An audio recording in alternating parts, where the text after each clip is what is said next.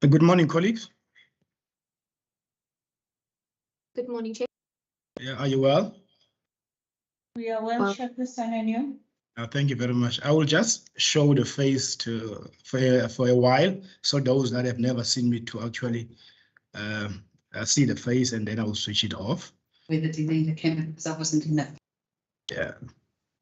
Colleagues, it's 9 o'clock. I would just like to welcome everybody to this to my first meeting as a chairperson of the Standing Committee of Local Government, and also would like to welcome the head of departments and their official in attendance from both the Department of Local Government and the Department of Provincial Treasury. And then a second point will be, I would just like to, for the members of this particular committee, just to indicate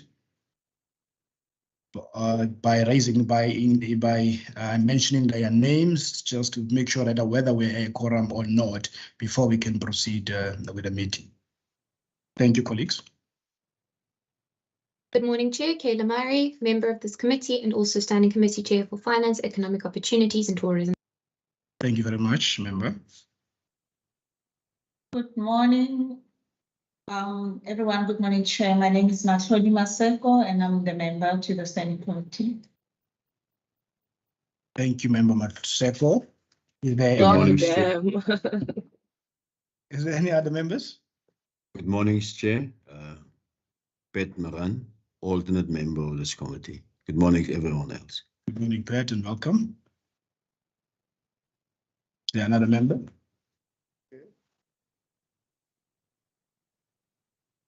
Yeah, I'll just ask your John. John, are we a quorum? Morning, Chairperson. Morning, members. We are quorum, and I have not received any other apologies. We may proceed. Chair. Thank you, Member Maran. Yes, Chair. Comrade Cam basically called me last night, and he said he got an urgent matter that he had to attend to this morning, and asked me to stand in for him. So he have also asked me to forward his apology for this morning's meeting. Thanks. Thank you very much, member. It's duly noted.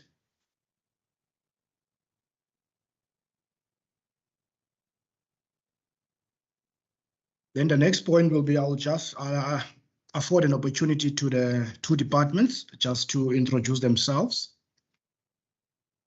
Thank you.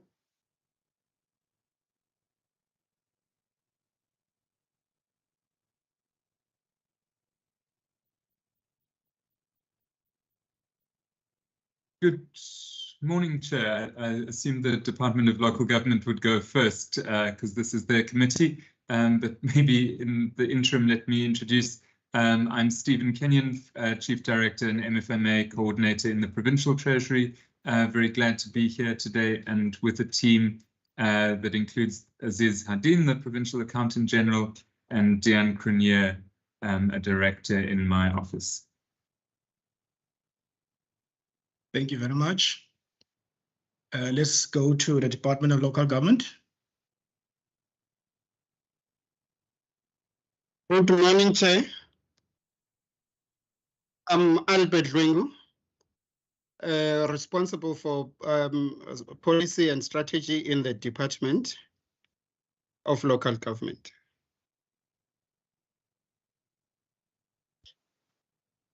Are you alone? Are you with some of your colleagues? Good morning. Yes.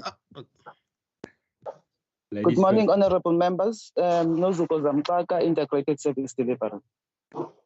Thank you. Good morning, Chair. I'm Colin Dana. I'm Head of Disaster Management and Fire Rescue Services in local government. Thank you. Good morning, Chair. I'm Sandra Greiling, Chief Directorate Performance Monitoring and Support. And with me, I've got Advocate Gary Birch, Kamal Makan, Joanne Naidu, Nabil Rylands, and Ensign Magwengwendi. And yeah, thank you, Chair.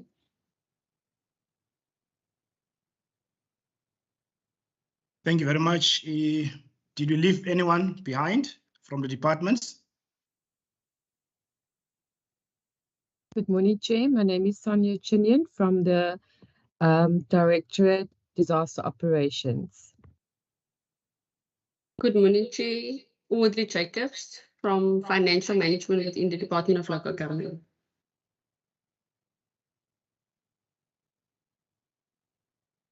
Is that all, colleagues? Yeah, I think we have also representation from the SALGA chair. Oh, yes, yes. I will just ask our colleagues from SALGA to introduce themselves. Thanks, Mr. Chairperson.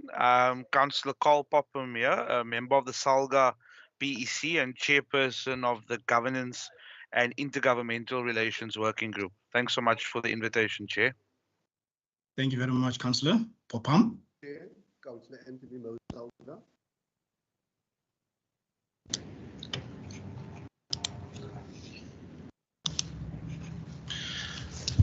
Good morning, Chair. Gert Kombrink. I'm the chairperson of the Finance and Fiscal Policy Working Group for SALGA in the Western Cape, and I'm an alderman in Drakensberg Municipality. Thank you, Chair.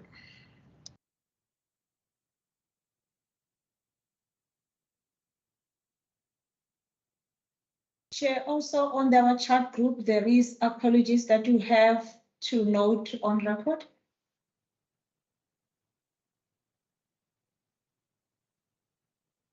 Just on the side Thank of you, Member SALGA, Maseko. It's been noted. On the side of SALGA is the support staff, Ngosinati September, Senior Advisor, Municipal Finance. Thank you, Chairperson. Okay, thank you very much. Good morning, everyone. All protocol observed. I'm Loison Jamela. I'm an advisor for intergovernmental relations, SALGA Western Cape office. Thanks, Chairperson. Thank you, sir. I see Member Maran, your hand is up. Or is it the Yes, legacy hand? yes, sir. Thanks. No, President.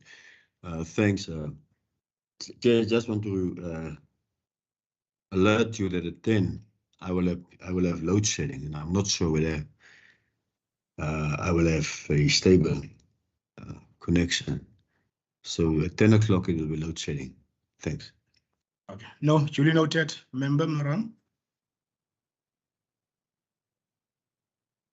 Colleagues, I think we have dealt with all our introductions. Then before we go to our first presentation, I would just want to alert members and colleagues and our guests in terms of our rules of engagement, that if you are not speaking, please make sure that your camera is off and that you are muted. And please, that we don't allow any interjections. Then if you would want to contribute and ask questions of clarity, please indicate by raising your hand, and then you will be acknowledged, and then will be given an opportunity to engage. And I hope everyone is going to have a fruitful discussion in these particular two presentations, because they are very important, and hopefully that we will listen and then we'll give our input, and to make sure that we reach our goal of making sure that we take our municipalities to the next level. Without wasting any time, I will give Joanne an opportunity to speak, and then from there, then our first presentation will be from the Department of Local Government. Thank you very much, colleagues. Thank you, Chairperson. Just to bring to the attention of the committee, we did receive apologies from Mr. Paulser, Ms. Sewell Singh, and Ms. Ida Barnard, and Mr. Pretorius, who is all involved with the Premier's Consultative Forum, as well as from the HOD Provincial Treasury. So the minutes will reflect as such.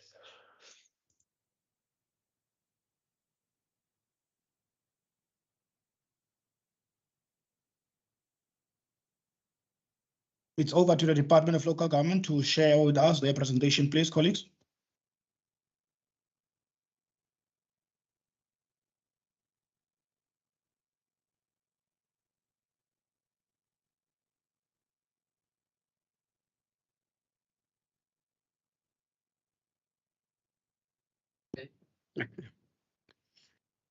Good morning, Chair.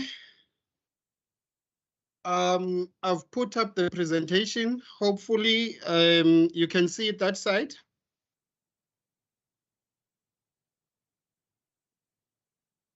Yeah, we can see it, sir. You can see you can it. see it. Okay, thank you. Thank you very much. Let me just put it on a slideshow.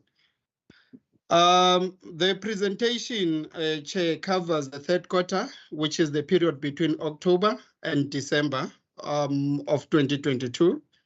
I'll skip this slide. To brief the Standing Committee on Local Government on the third quarter performance and expenditure report for the department.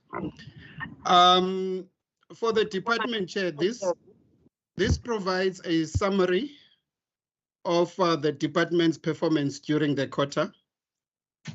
We have a total of 59 indicators to report on for the year.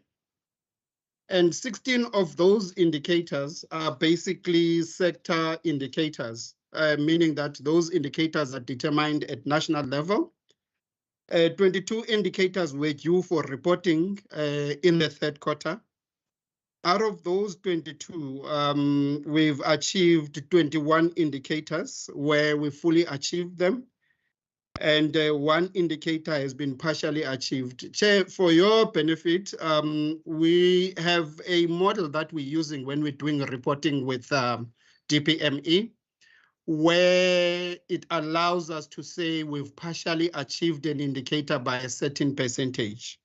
So that's why you find that certain indicators are partially achieved. Other indicators, Chair, will be due in the coming quarter, which is basically for the year. The first part is basically corporate services. And corporate services, Chair, is just about the reports that we are doing. It's around issues of compliance, the performance reports that we submit to PT and the relevant committees. We also speak of the interim financial, annual financial statements that we submit. The second one slide basically speaks to the core mandate of the department. The indicator number of number of assessments conducted on senior management appointments in accordance with legal prescripts. What I'm going to focus on, Chair, in terms of this presentation is just to indicate the indicator, and then I will speak to the third quarter blend and the third quarter output. The information on the first quarter and the second quarter performance, Chair, is a presentation that we sent previously to the committee in December.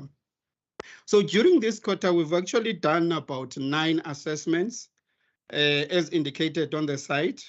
The Director of Civil Engineering, Municipal Manager for Cape Winelands, Mossel Bay Municipality, Director Corporate Services, Swellendam Municipality, Overstrand Municipality, Saldanha Bay, and Berg River municipalities, where we supported them to do the, with the placements that they did. The assessment of municipal public accounts committees, we've done. The target was 2. And we have achieved 2 for the quarter under review. Code of conduct cases assessed during the quarter. We have done 1 that we assessed in the Overberg District Municipality. Support in terms of legal support to municipalities. We have done under Garden Route District Municipalities. We've supported them around the structures, Municipal Structures Amendment Act, and basically looking at the implications for impact on that. With the Western Cape Association of Municipal Public Accounts Committees, in conjunction with SALGA, where we're actually looking at the work plans, annual work plans applicable to MPEX. The next one is basically reports in respect of assessments and investigations conducted. we've done that for the year. For the quarter, there's a report that is that we have in terms of Kanaland, Beaufort West, and Matsikama municipalities.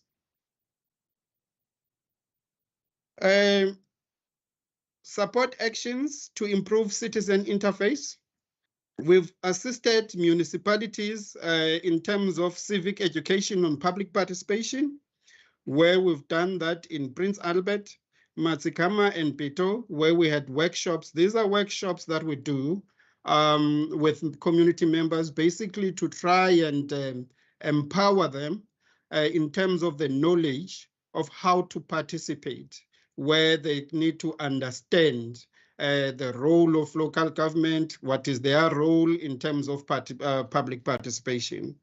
A number of municipalities supported to maintain functional ward committees. That indicator is a national indicator, Chair. For the third quarter, we planned, there was 5. 3 was done, but you will see that we have not reported that as underachievement because for the year we've achieved quite a number, in terms of what we wanted to do. A number of municipalities supported with communications programs.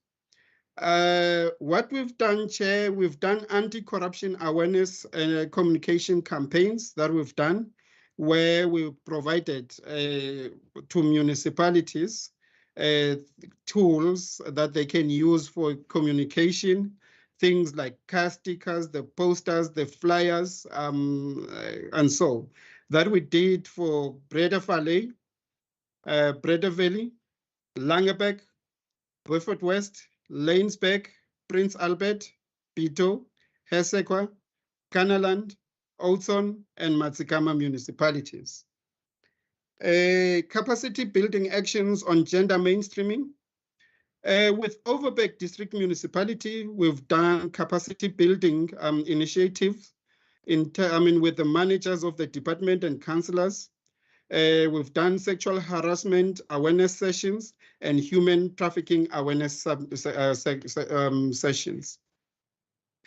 Where I've indicated, Chair, that we've partially achieved, it was this indicator, which is number of work opportunities reported through the Community Works Program. Now, this indicator, Chair, is basically a national indicator where the Department of Cooperative Governance has appointed an implementing agent where they appoint and place people in terms of, they place participants in terms of work opportunities. Now, as the department, we play an oversight role over that. The target was 17,700.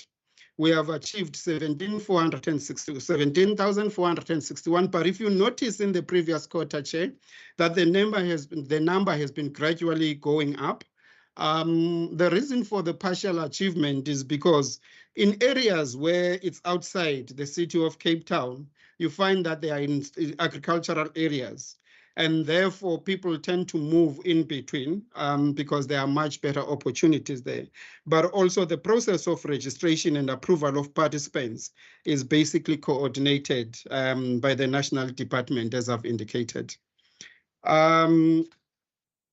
We provide guidance to municipalities in terms of MPRA that we do through focus groups, where we select certain issues that we need to discuss. For instance, during the quarter, we discussed the National Treasury Circular regarding compliance requirements in terms of MFMA, Local Government Municipal Systems Act, housing market studies for the intermediate cities, and growth potential of town studies. Those are an engagement that we normally have with those with the focus group. A number of municipalities supported to institutionalize performance management. This is also a national indicator, Chair.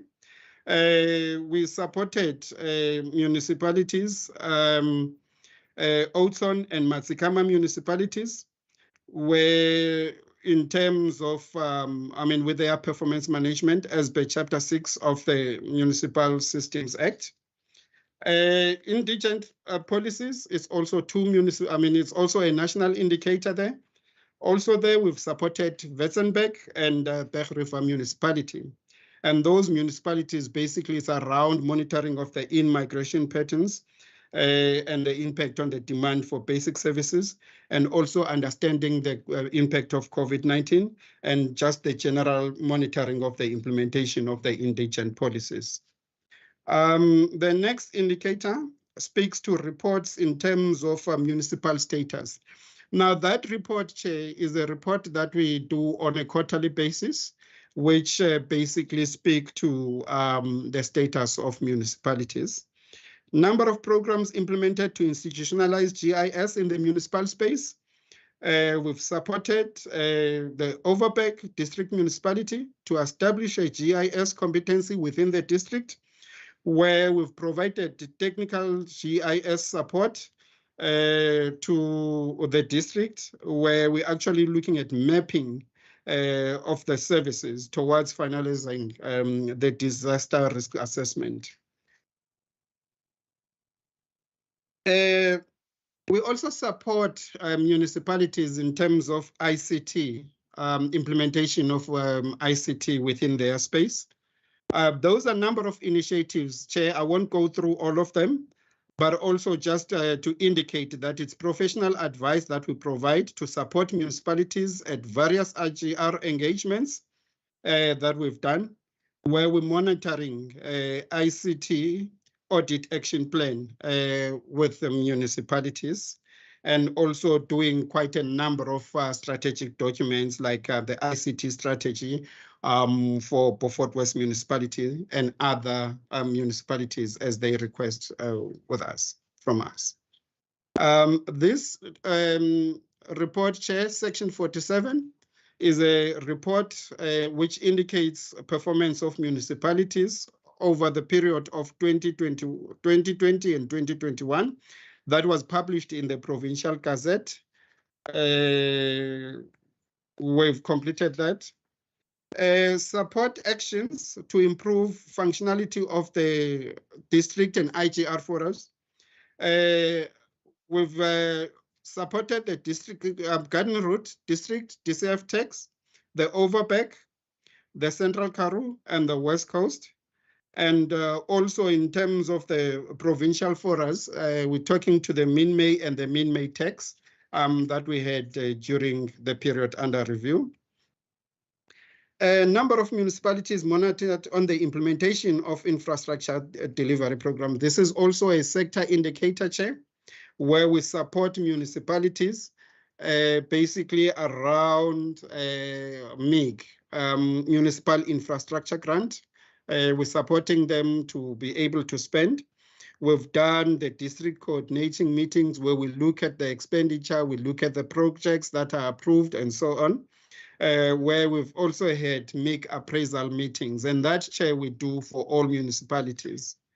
The next one, Chair, speaks to disaster management and fire services, where we talk about coordination of disaster management partnerships.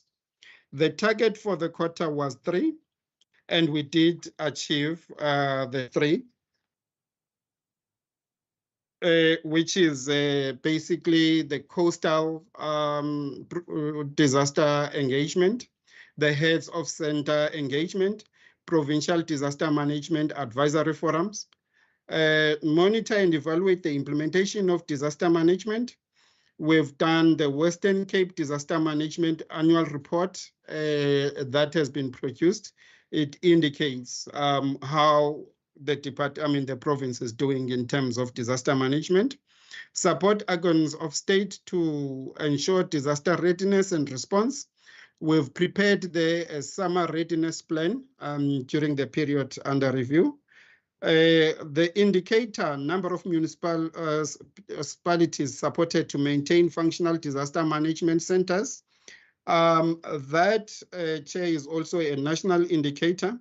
We've done monitoring and evaluation report basically for the following municipalities, which is the City of Cape Town, Cape Winelands District, Central Karoo District, West Coast District, Garden Route, and Overberg District municipalities.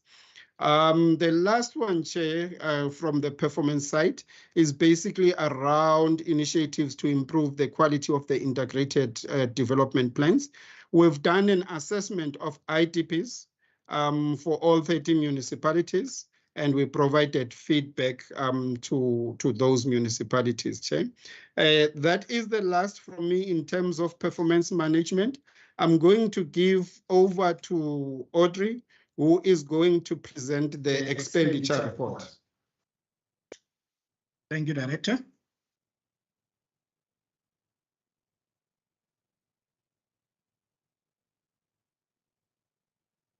Good morning, Chair and members.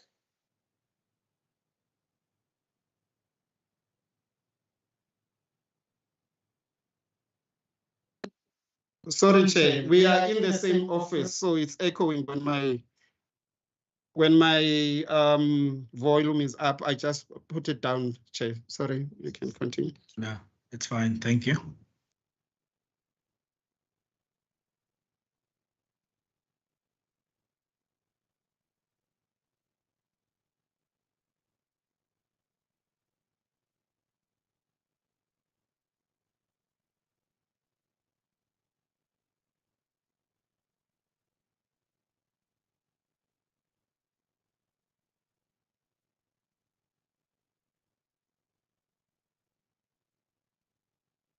Director and Audrey are still there. Your slide has disappeared.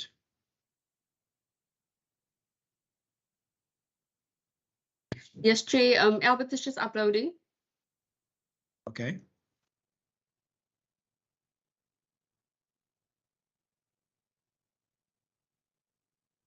Apologies for that, Chair.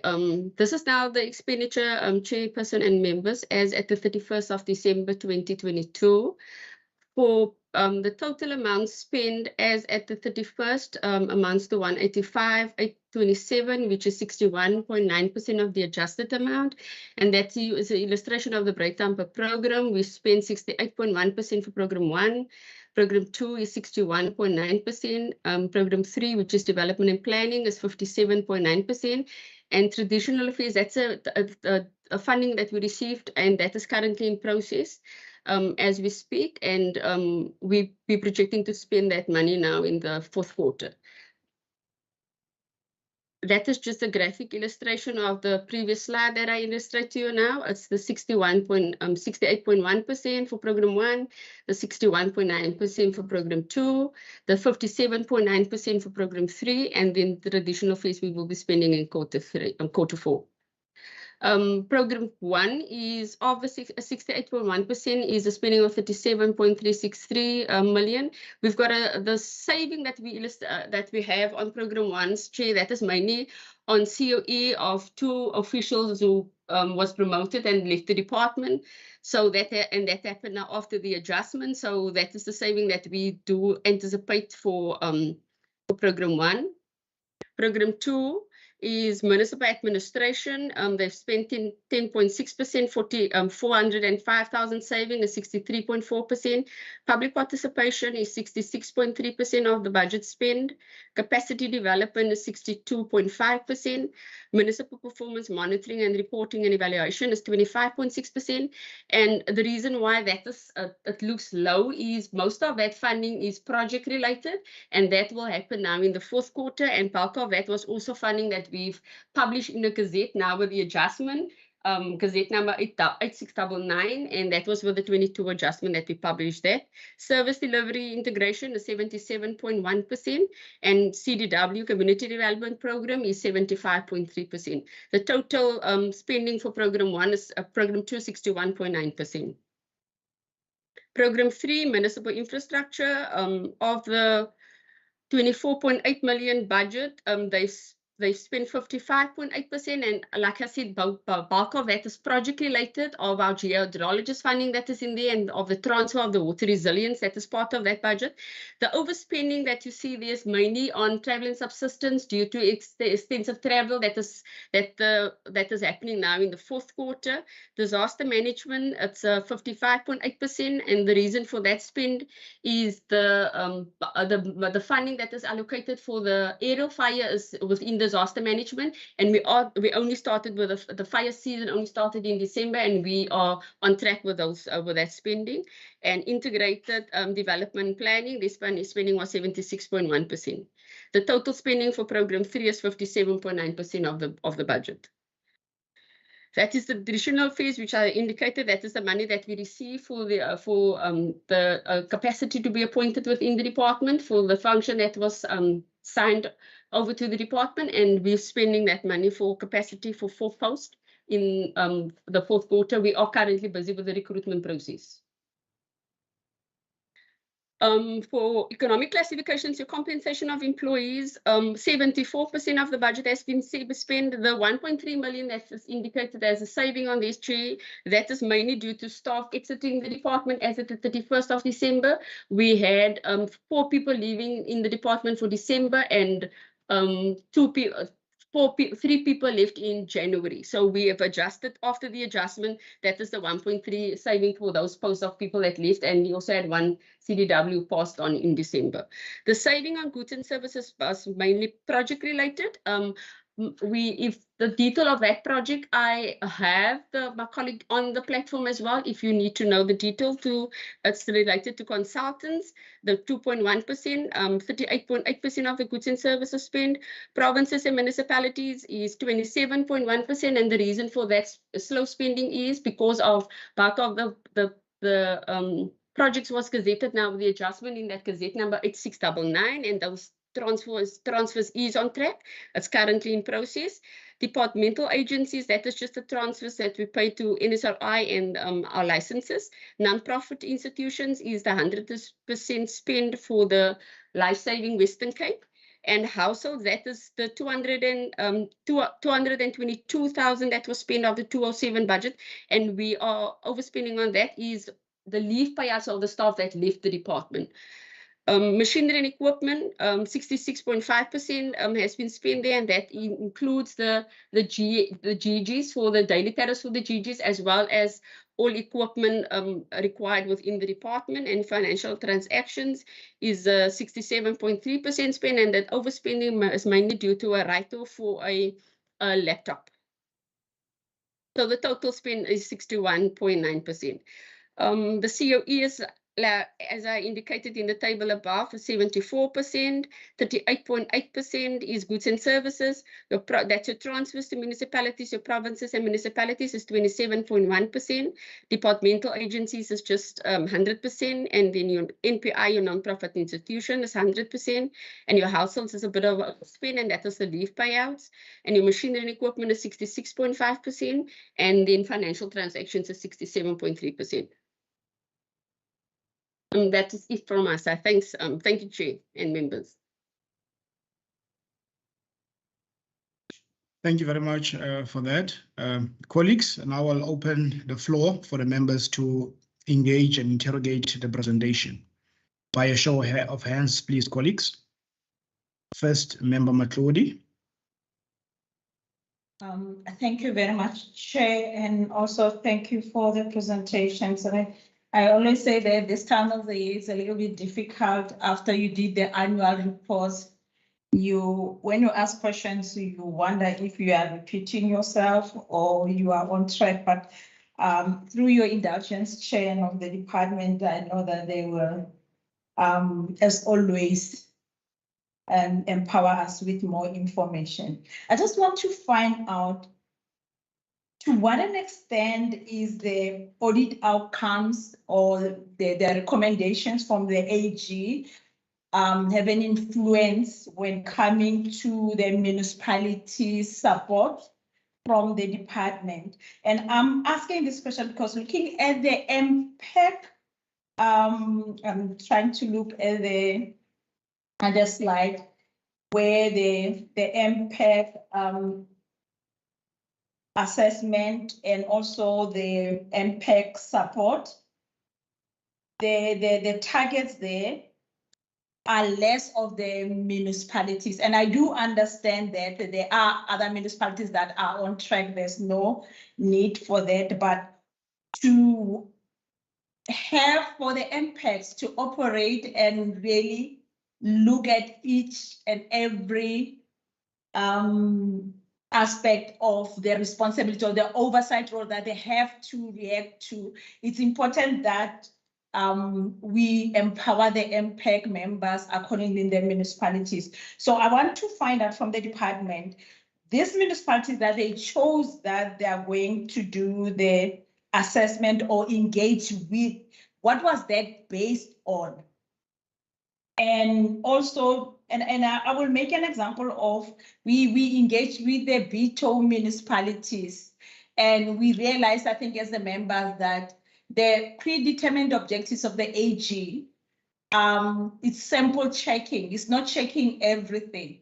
So the dependency, it will be with the MPEGs committees in different municipalities that they can also assist in making sure of the performance versus the spending of the municipalities. And that we realize that it will work more effectively if maybe the support and also the empowerment, and I'm happy that Salga is here also, comes from both the department and Salga, to make sure that the MPEG members knows that they've got a responsibility, and the dependency to a certain extent is in them to make sure that their service delivery happens based on the allocated budget. I think, Chair, for now, that will be the first questions that I do have. Thank you very much. Thank you, Member Maseko. The next one is Member Maran. Thanks, Chairperson. I only got 2 questions for the first presenter. The second one, Chair, the second presentation, we will see when there's a report in the 4th quarter, whether 100% of the budget has been spent. So it's difficult basically to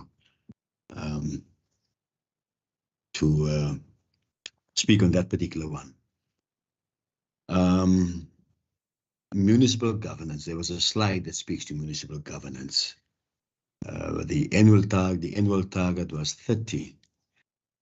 The first quarter was 7, the second one was 13, 20 in total.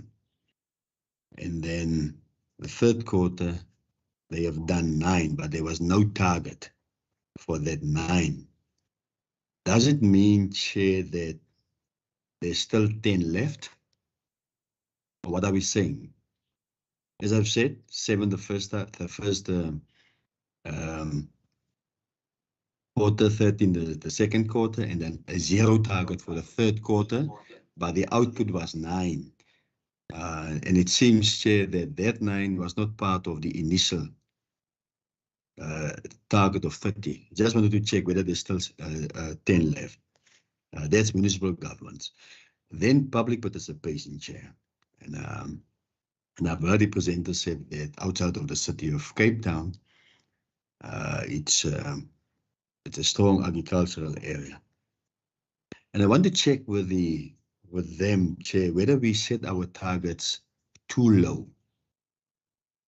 Because if you look, for instance, at the annual target, 17,700, the exact total was done in the 3rd quarter, 17,700. So the 3rd quarter total we have in the 1st quarter, 16,301. The 2nd quarter, 16,888. And as I've said, the 3rd quarter, 17,700, but you got an annual target of 17,700. So if you basically add all those 3 quarters up, it will give you basically close to 50,000, Chair. 50,000. And there's still a 4th quarter left. Are we setting our targets too low? That's basically my question. Thanks.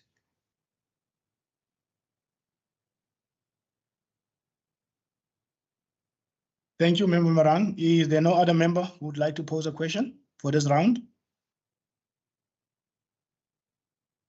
Member Matlodi? Yeah, Chair, just the last one, through your indulgence. I just want to find the diagnostic tool or vetting for of the municipalities for the engagement with the local government when they go and give the support and do the assessment? What tool do they use and how do they, or maybe how do they identify the municipalities that they're going to engage with when coming to the support that they give to municipalities? Thank you very much.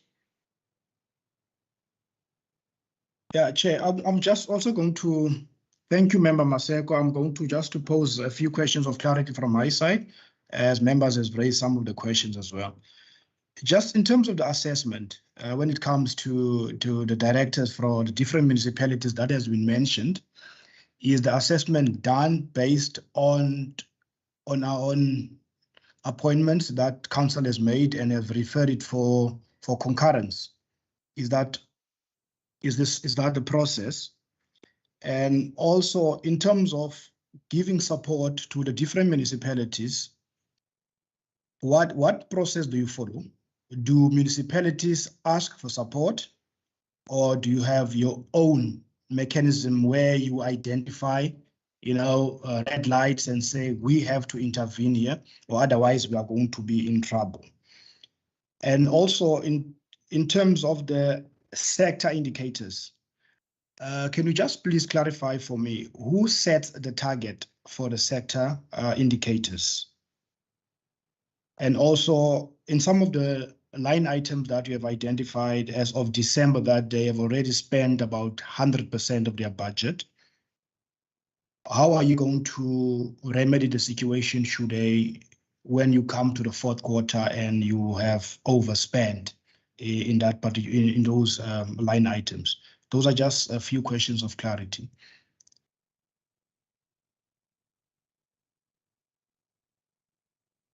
Chair,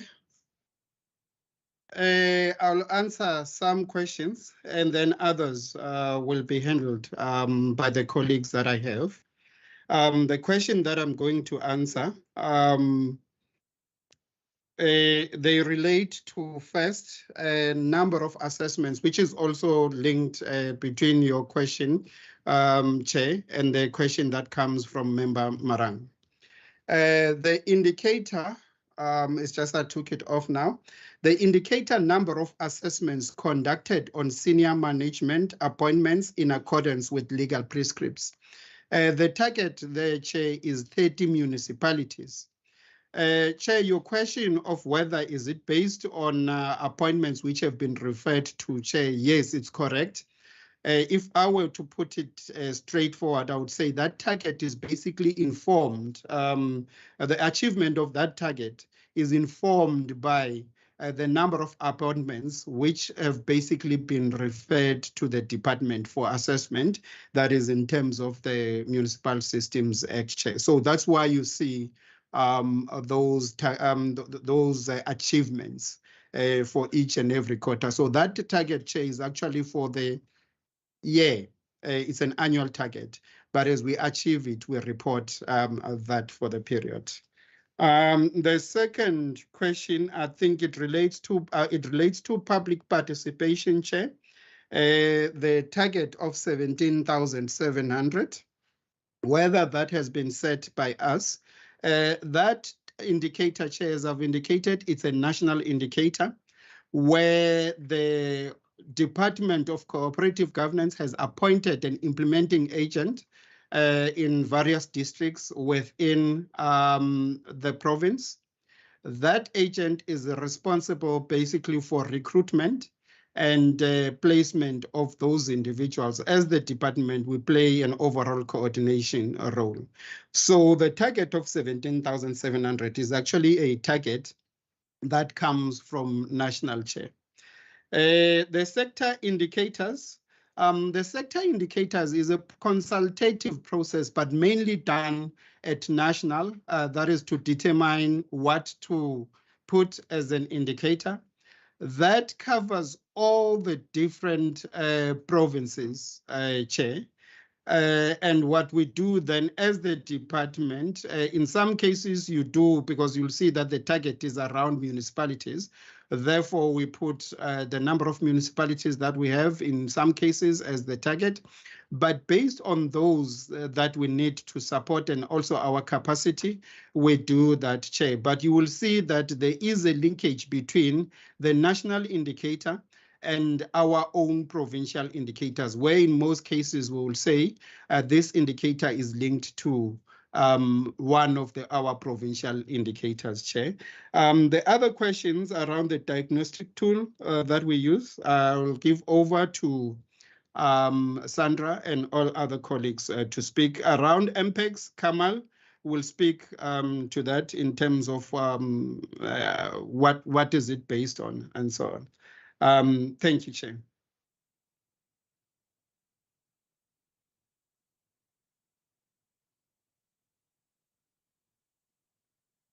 Thank you, Chair. My name is Kamal Makan, Director Municipal Governance. I'll just respond to the question pertaining to the impacts. The trainings that are conducted are obviously done in conjunction and collaboration with SALGA. There have been extensive trainings since the subsequent to the 2000 local government elections. And the one that we just see now and reported to would extensively cover the annual work plans and associate the responsibilities of impacts that they need to fulfill in terms of an annual work plan throughout the year as a guidance and as a monitoring tool whereby they need to fulfill their responsibilities as legislated in terms of Section 79A of the Municipal Structures Act, which was introduced in 2021. The choice of the municipalities, we obviously go according to, this is an annual target of 10 each year. So we've done assessments in previous quarters, and then we also have to go according to the scheduled meetings of the impacts as well. So that also obviously assists us in conducting the assessments for the particular quarter. Thank you, Chair.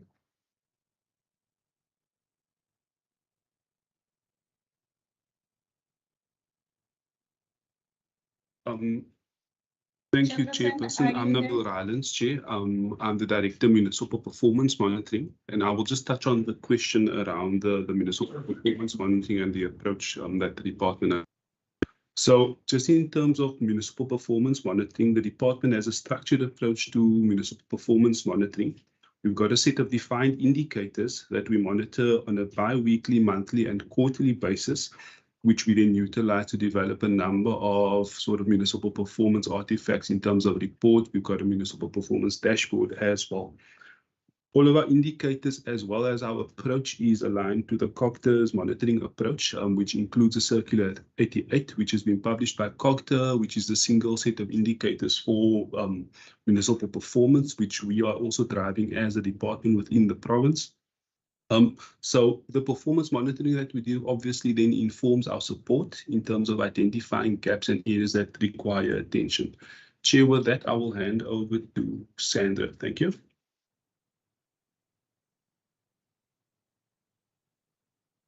So Chair and honourable members, in terms of support, if we've not been active in the municipality for some time, we conduct a diagnostic assessment in consultation with Provincial Treasury, Environmental Affairs, and sometimes even Human Settlements, depending on the challenge that has been identified, just to make sure that we understand very well what the challenges are in that municipality. Based on the diagnostic assessment, we compile a report where there are municipalities that come to us directly, however, for specific support. We also provide them with support. We compile a support plan based on the challenges identified. And based on the support plan, we then either have monthly or quarterly meetings with all the stakeholders that have specific responsibilities in terms of the support plan to monitor that progress is being made, to ensure that we actually finalize the solutions that have been identified to address the challenges. Thank you, Chair.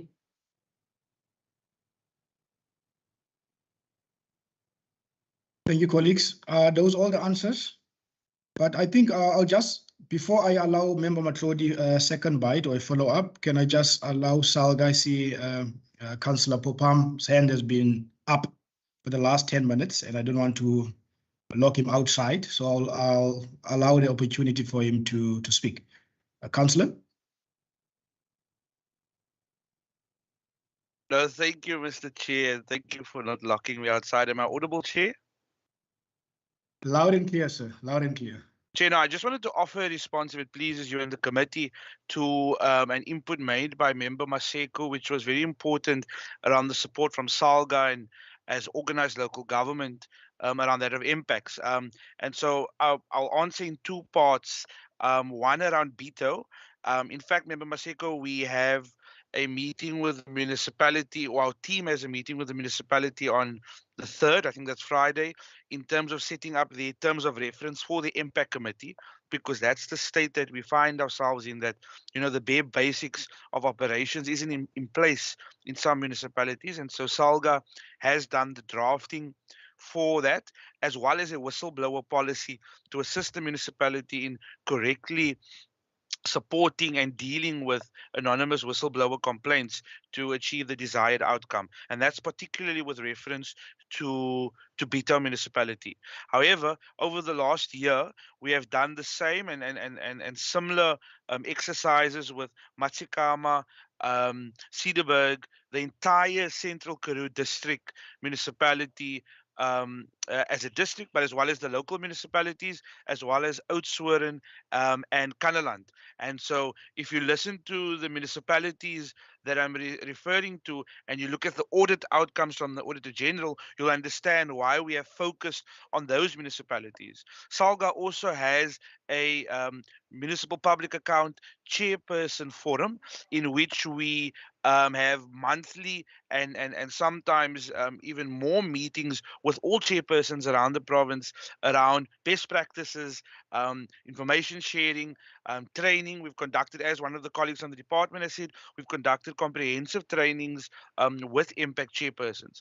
However, committee chair and colleagues, I would like to make one comment and it can be seen as a question as well. The amendment to the legislation, which has now called for impact chairpersons to become full-time councillors in order to give them that space and that capacity to focus solely on the work that they need to do, is not being enacted in municipalities because Section 12 notices has not been amended. And you'll know that it's the delegation of the MEC for local government to amend the Section 12 notices so that impact chairpersons may be recognized as full-time councillors. Municipalities cannot do that on their own. And so we've put a request to Minister Bradal, and he is looking at that. But I think it would be assist organized local government, if the standing committee and our colleagues on the department can please assist in accelerating that, because that will give committee chairpersons for public accounts the necessary capacity, the necessary support, and the necessary authority, quite frankly, in order to give the relevance to impact that is required. I think also what we have, if I can add, what we are also doing, chairperson, as SALGA, is we've now taken a resolution to review the audit committees of municipalities. Because here's the reality: if internal audit committees do their jobs correctly, impact's work becomes easier and the AG report becomes better. And so what we found is that impact is one tool, but if your audit committee isn't functioning, then you have an even bigger problem. And so an anecdotal example would be Kannaland municipality, where the Garden Route district has supplied the function of audit committees. Because in some municipalities, the truth is there isn't even an internal or external auditing committee and process. And so that's one thing that we very recently, in fact, it was at the end of February, resolved on. And so we're going to now do a full analysis of Western Cape municipalities around the functionality of audit committees. But chairperson, in brief, that was just my contribution around the work of SALGA. Thank you. Thank you, Councillor Karl. Thank you very much for that. Member Matlodi, you wanted to pose a follow-up question? Yeah, I think Councillor Popine responded to the question because I wanted to ask the department about the repeat municipalities that the audit outcomes are the same, and we are lagging behind in the improvement of what is in place now, because we have to be, we can't always be reactive. We have to be proactive in trying to assist. And maybe the question it will be, when the department itself engage with those municipalities, what is the response? Do they get to hit the walls, or the recommendations that they advise the municipalities are just being ignored by those municipalities? Thank you, Chair. I would just like to acknowledge member class for joining the meeting. Member class, we are dealing with the first presentation from the Department of Local Government. If you did read the presentation, because as it was sent to you, you are more than welcome to engage. But if not, you are more than welcome to listen to responses. Then I will give Member Maran second bite to the cherry. Thank you. Thanks, Chair. Just follow-ups on the two questions that I've posted. First, one of public participation and the 7,700, and I've now heard that's a target being set by National. I just want to check with the province whether they assist in terms of the annual targets and whether the previous year outputs, whether it basically influence the targets that we set for the new year. And we would like to understand, and if that's the case, what the previous output numbers were. That's the one. Then, Chair, I've heard the response by the presenter of the first presentation that when it comes to municipal governance, that's actually the targets that's been set for the year, which include also the 9. And if that's the case, Chair, that the 9 is part of the target of 30, why no target was set for the last quarter or for the third quarter? Do the presenter then agree that they should have set a target, whether it's 10 or 9? As I've said in the first and second quarter, if you combine the two, it was 20, meaning there was a 10. There was 10 outstanding, and then that 10, basically, they have done 9. It's part. Whether they agree then, if the 9 is part of the 30, whether there should be a target then for the noun output that's there. Thanks. Thank you, Member Maran. I saw Member Class' hand was up. I don't know whether he still wants to ask a question. Member Class? Thank you. Oh, Vagali, we can't hear you, Member Class.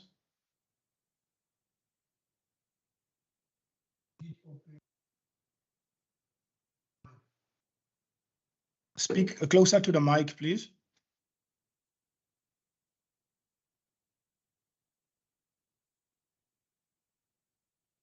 Maybe, Chair, you can write the question in the chat and then you'll read it out for the department to respond. Yeah, I didn't want to go that route, but yeah, I support the proposal. Member Class, you are more than welcome to write on the chat, and then I will allow the department to deal with this few questions, and that's what we can conclude. Thank you very much. Okay. Thank you, Chair. I'll deal with the question around assessments and the target of 30. We engaged with the relevant unit in terms of trying to spread the target over a quarter. I mean, the 3 quarters, I mean, the 4 quarters.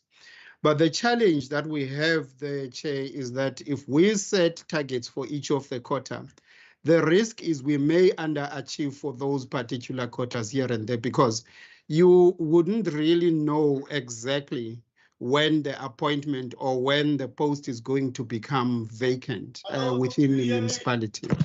And therefore, that's why that becomes a quarterly target, I mean, an annual target. But then we made a decision that as the unit, as they achieve each quarter, we will report what has been achieved, Chair.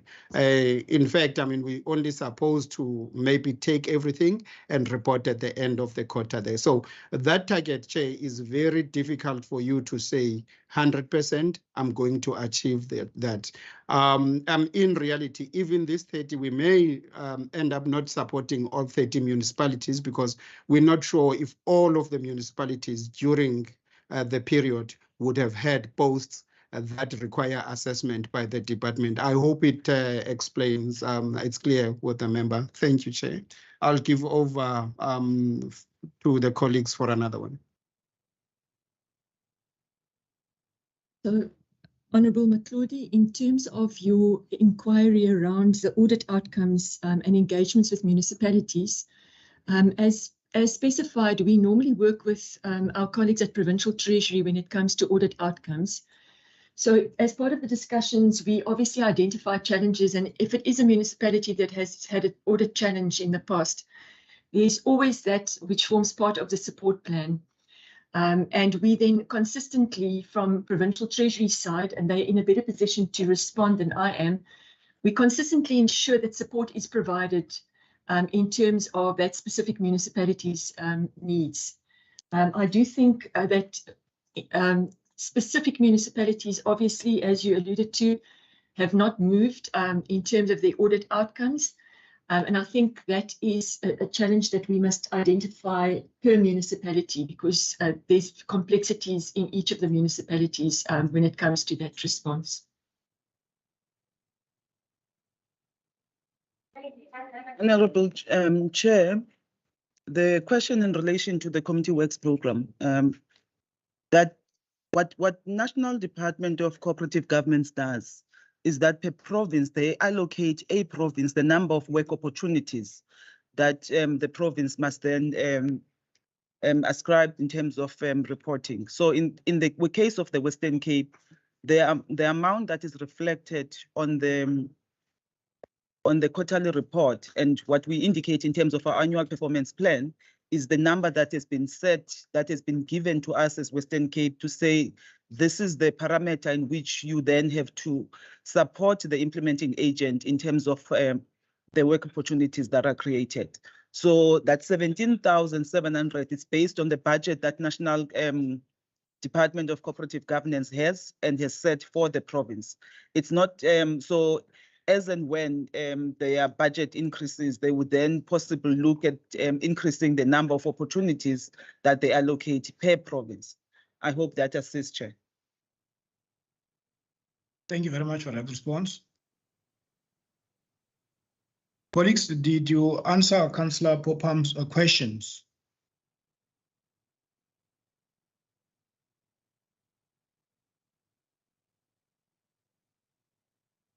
Hi, good morning, Chair. Kamal McCann, again, Director of Municipal Governance. With regard to the point raised by Councillor Popham regarding the establishment notice and amendment of the establishment notices, thus far, it's not that there is a reluctance to change the establishment notice. What one needs to understand is the legislative process that the MEC needs to follow in terms of Section 16 of the Municipal Structures Act. It doesn't just happen instantly. So at the moment now, we've had about 4 requests, 5 requests from municipalities where the MEC has received a request for the chairpersons of impacts to be designated as full-time in terms of the policy framework that was issued in May 2022.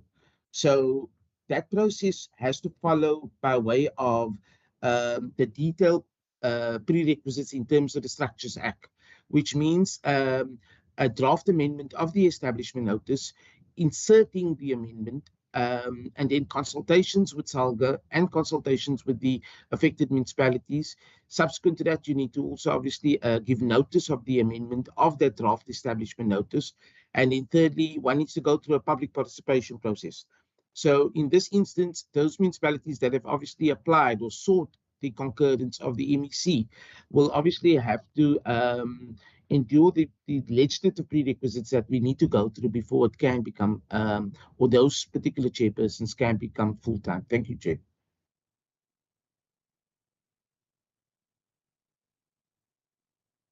Thank you very much, colleagues, for those responses. I believe that I allowed you enough time to pose questions and for the department to respond. So I will just go to our next presentation to Provincial Treasury. Thank you. Thank you very much, Chair. I'm going to ask my colleague, Dian, if he can flight the presentation. I don't know, unless the Secretariat is flighting it. But let me say a few words of introduction in the meantime. The committee, and Chair, I realize you're new in the chair, so maybe it's worth recapping. The request that came to the Provincial Treasury, I think, followed a number of issues that were raised in a previous meeting. So the presentation covers 3 issues. It's unfunded budgets, the debts owed to Eskom and the Auditor General by municipalities, and then the question around unfunded mandates in municipalities. And I just want to make the point at the outset that from where we sit, we see these as 3 distinct topics. So we're responding to them in one presentation because the invitation was to cover these 3 topics. As with anything in government and finances, there are interlinks, there are interrelationships between these topics, but they're not causal. I just think I want to emphasize at the outset. So unfunded budgets, the first topic, which I'll talk through, are municipalities that have adopted budgets that they don't have sufficient, they haven't made sufficient provision to be able to afford all the expenditure that they've planned for. Whereas the debts owed to Eskom and the Auditor General, often it's the same municipalities that struggle with that, but it's not that we see unfunded budgets as an adequate reason for not paying. And we certainly don't want to suggest that unfunded mandates are in any way an acceptable outcome of an unfunded budget. So I just want to make clear that we don't see the 3 as linked, but we're just presenting them, the 3 here, because we were asked to. I think they were all 3 issues that arose in a previous committee meeting, and that's why the Provincial Treasury was asked to address them. So I'm going to present on the first one, the unfunded budgets. Then my colleague Aziz Hadin, the Provincial Accountant General, is going to, technology permitting, present on Eskom and AGSA debt, and then Dian Crenier will take us through some points around unfunded mandates. So if we can go to the first slide of my section, yeah, the next one. This just highlights the definition and legislative context for unfunded budgets. So Section 18 of the Municipal Finance Management Act sets out the requirement for a budget that it must be funded from realistically anticipated revenues to be collected. It can also draw down on cash-backed accumulated funds. So these are funds accumulated from previous year's surpluses, and borrowed funds, but only borrowing for capital purposes. And I just emphasize that word realistically anticipated, right? That realistically is very important. When we, from the Treasury side, when we are testing a municipality's budget, we are testing exactly whether the stated revenue that they have in their budget is actually realistic. So can they actually collect the planned revenues, etc. I think it's just important to say that you couldn't just write in a number and we would accept it. We do test for that. An unfunded budget means that the revenue projections are not realistic, and the budget and reporting regulations further state that the annual budget must be consistent with trends, current and past, of actual funding collected or received. So that's what we test against. So if you've had, for example, if you've had trouble collecting revenue in the past, we will assume that your revenue collection will be in line with the past trends, or maybe there's a reason that it would increase if particular measures have been taken, etc. But we wouldn't just, if you've been collecting, say, 90% of revenue in the past, if your collection rate was 90%, we won't just assume that you can budget for a 98% collection rate next year. That would be a non-credible budget and could result in us determining that it's not funded if it relies on that assumption. So what happens when a municipality doesn't adopt a funded budget? Then we require the municipality to adopt a budget funding plan, and we'll talk more in detail to what is in a budget funding plan. But the budget funding plan must then set out measures that are additional to what's in the budget to address that funding gap, that shortfall. And I just want to make the point here, because I know from past experience that sometimes when people hear the word unfunded budget, they think that maybe it means that somebody else needs to fund the budget. Municipalities, of course, are a sphere of government responsible for adopting their own budgets. So it is the responsibility of a municipality to match its own expenditure with its own credibly expected revenues. That includes obviously transfers from other spheres of government, but you know, the National Minister of Finance tabled the Division of Revenue last week. The Provincial Minister will table in March the provincial transfers. So those are known quantities by the time that a municipality tables their budget. So they know what transfers to expect, and then they must credibly forecast their own revenues, so they know what their available resources are, and then they must match those with their expenditures to table a funded budget. So in that sense, that very important point at the end there in red, all municipalities are able, should be able to table a funded budget.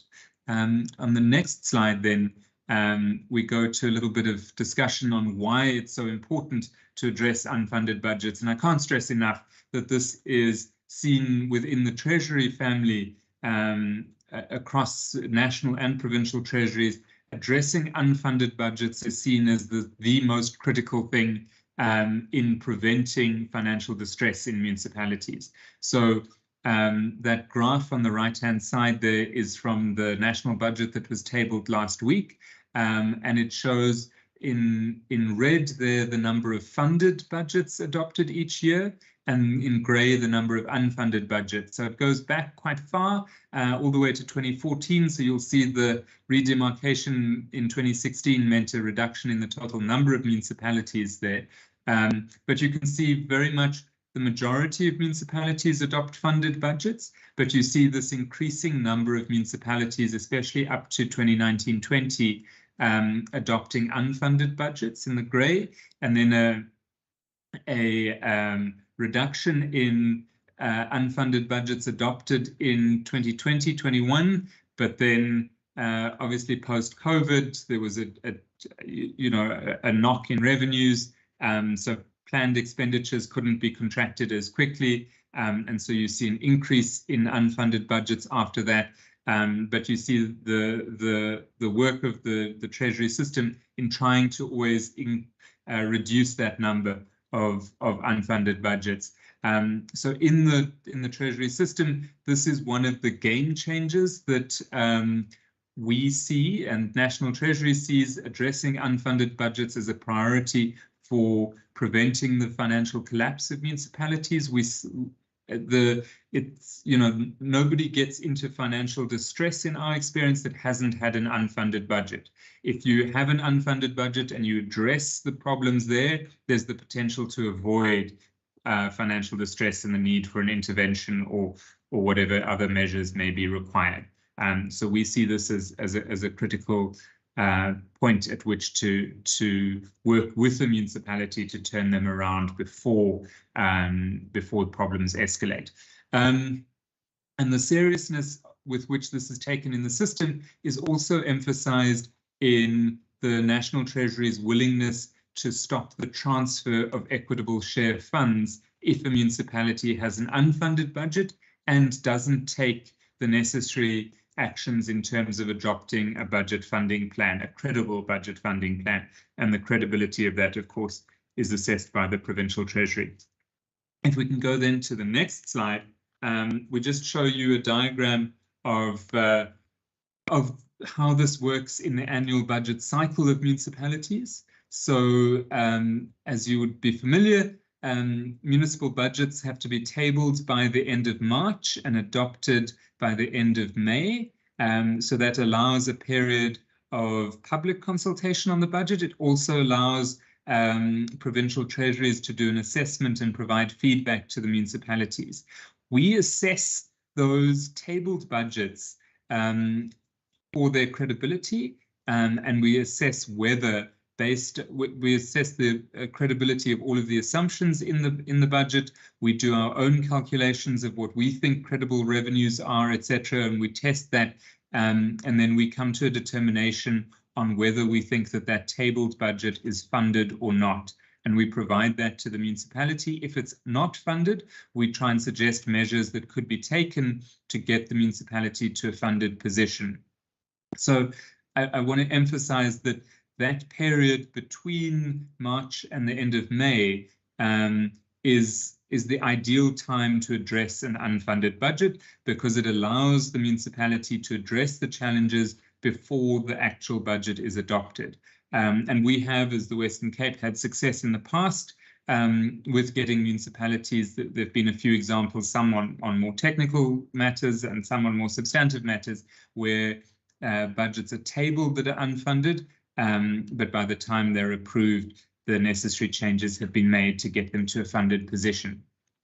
Once the budgets are approved, we then assess all of the municipal budgets again, because there are always changes between the tabled and the adopted budgets, and we make a final determination there.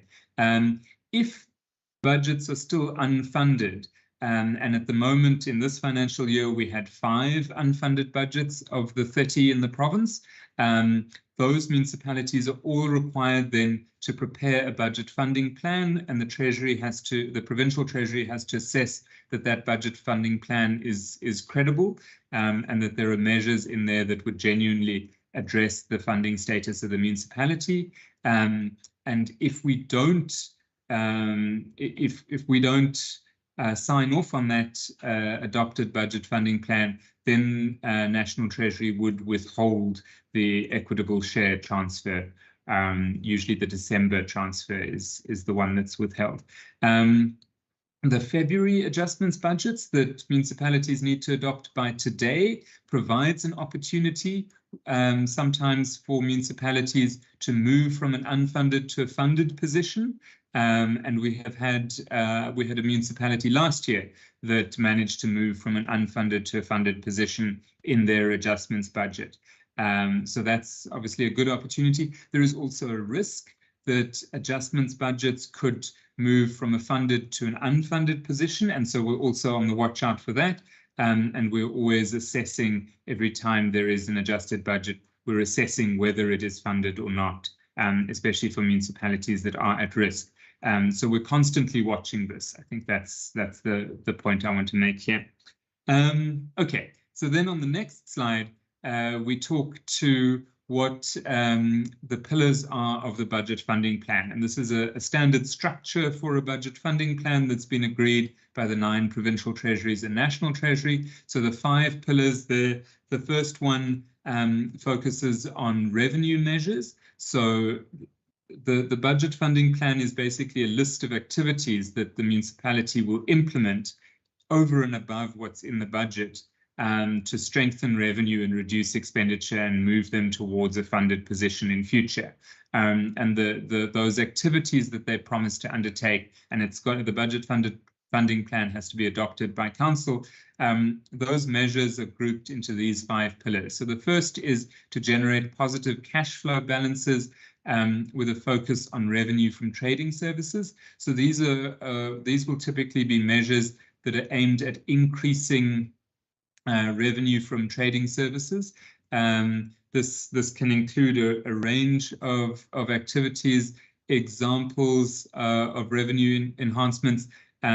Sometimes we have municipalities that aren't collecting on traffic fines, for example, because they haven't, because of challenges with the installation of cameras, etc. We've had municipalities that aren't issuing fines, and so they need to take certain actions, procure equipment, ensure that staff are trained, etc., to make sure that they're not leaving a revenue source on the table.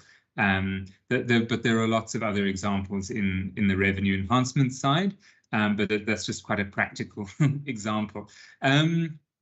Then the second area is around expenditure side measures. So the implementation of cost containment measures and the reduction of expenditure. These municipalities already have to comply with the cost containment regulations. So these are cost containment measures over and above what's already required in regulation to save expenditure.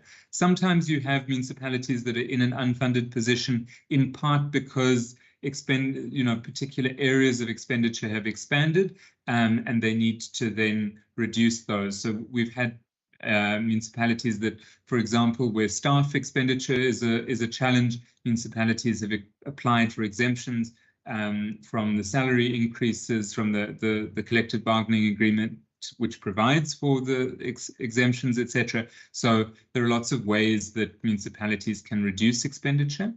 The third pillar is a realistic debtors collection rate. So this is, I was talking earlier to the collection rate, and the collection rate is one of the big determinants of whether a municipality's budget is funded or not. And so measures to restore a collection rate, the norm nationwide is 95% collection. And all of the municipalities in the province that have unfunded budgets have collection rates below that.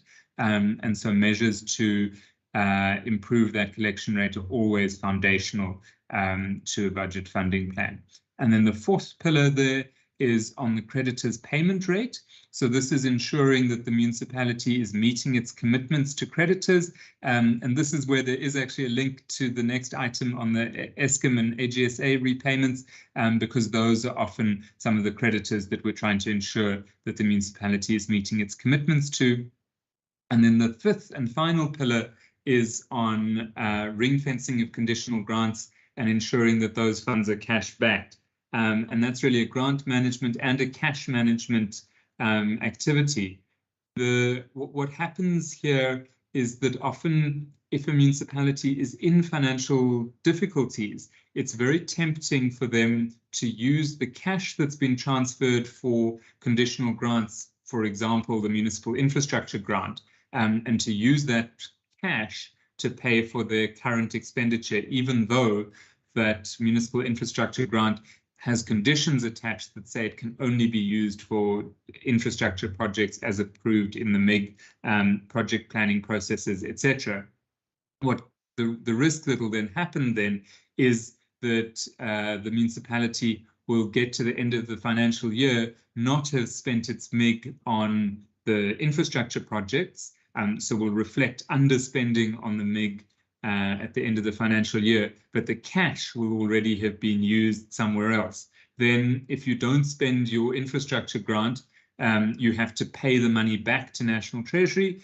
But of course, if you've used the cash somewhere else, you don't have that cash to be able to pay back. And it becomes a vicious cycle where National will then offset or reduce future transfers to your municipality as a way of recovering the funds that are owed to be paid back because of that underspending, which then creates knock-on financial problems for the municipality in the next financial year. So in order to avoid that and to stop that, we monitor that municipalities keep their infrastructure grants, their conditional grants in a separate account, and that is cash backed, and that only once project milestones have been met and payments are made to contractors implementing, that the conditional grant cash is only spent at that stage. So that really assists us, and you can see in all of the measures in the 5 pillars that these are really activities that will always improve the financial sustainability of a municipality and assist in preventing them from getting into further trouble in future. And that's why we put so much effort into first preparing the budget funding plans. And then on the next slide, we talk to the monitoring of the budget funding plans. This is just a screenshot from one of the municipalities monitoring. This is for a relatively early month, which is why so many of the targets are missed. But I think it gives an honest reflection here that the problem in the budget funding plans, generally, we're quite happy with the content of the plans that are prepared and the measures that municipalities propose to take, but the hard work is really in the implementation. So we track municipalities report to us monthly, and depending on the municipality, either monthly or quarterly, we have follow-up meetings and engagements with the municipality to track and monitor performance here. These are usually difficult measures to implement because it's, you know, over and above what's in the budget. And so it's, you know, it's not entirely surprising that they miss some of the targets, but I just want to be very honest with the committee that the challenge that we have with municipalities is in the follow-through and the implementation of the measures in the budget funding plans. I don't think the problem is in the plans themselves. And I'm going to end my section of the presentation here and ask Aziz if he's been able to connect to take us through the Eskom and AGSA debt. Thank you, Stephen. Good morning, members. In terms of the Eskom and the AGSA debt, can I have the next slide, please? Thanks, Dia. What's important to understand is that the provincial treasury is not a debt collector. This is the responsibility of the municipality. However, because of our responsibility to monitor, to evaluate, and then to support the municipalities, we do have sight of the monthly RYMs, and where we see red flags coming up, we do write to the municipalities and we question them regarding any red flags that we see. What you see in front of you is the total debt per province that is owed to Eskom. The first column is the province. The second column is the amount of money owed, and that is billions. The percentage of arrears, then lastly, the percentage of sales. Now, if you look at the Western Cape in terms of total debt owed to Eskom makes up 0.5% of the country's debt that is owed to Eskom. And this shows the extremely good work that we are doing between the provincial treasury and the municipalities.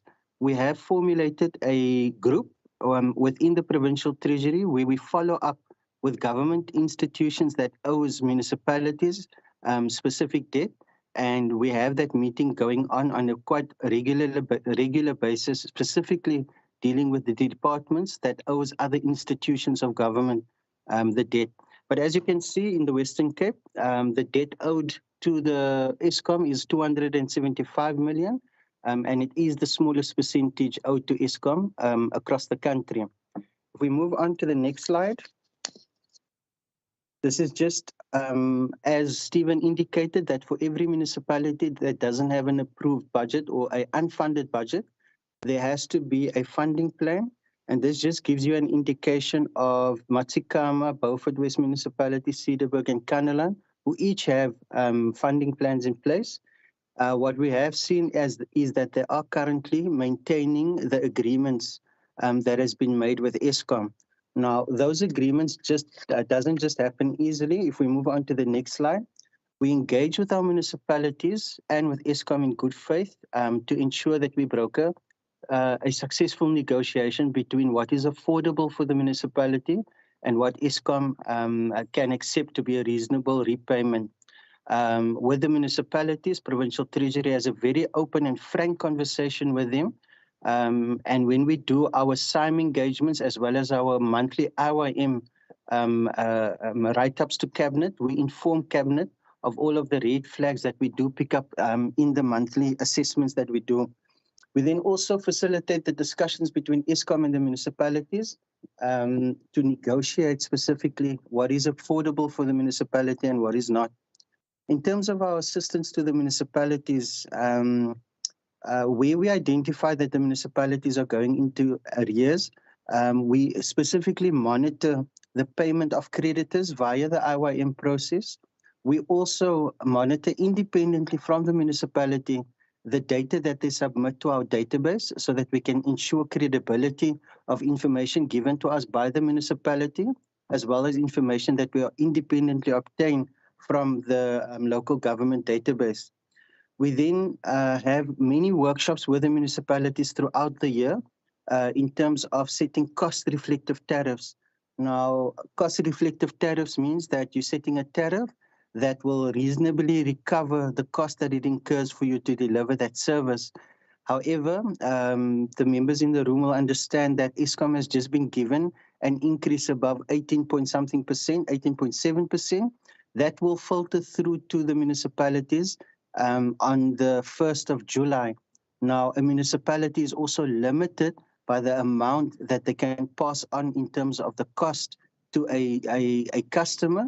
And bearing in mind that when they sell electricity, whatever profit they make on the electricity also has to subsidize some of the other services, because the municipality doesn't have many areas of revenue which they can get. So the revenue is limited to rates, it's limited to water, sanitation, and electricity, and some other minor revenue areas of revenue that they can collect. What we have identified coming out of COVID,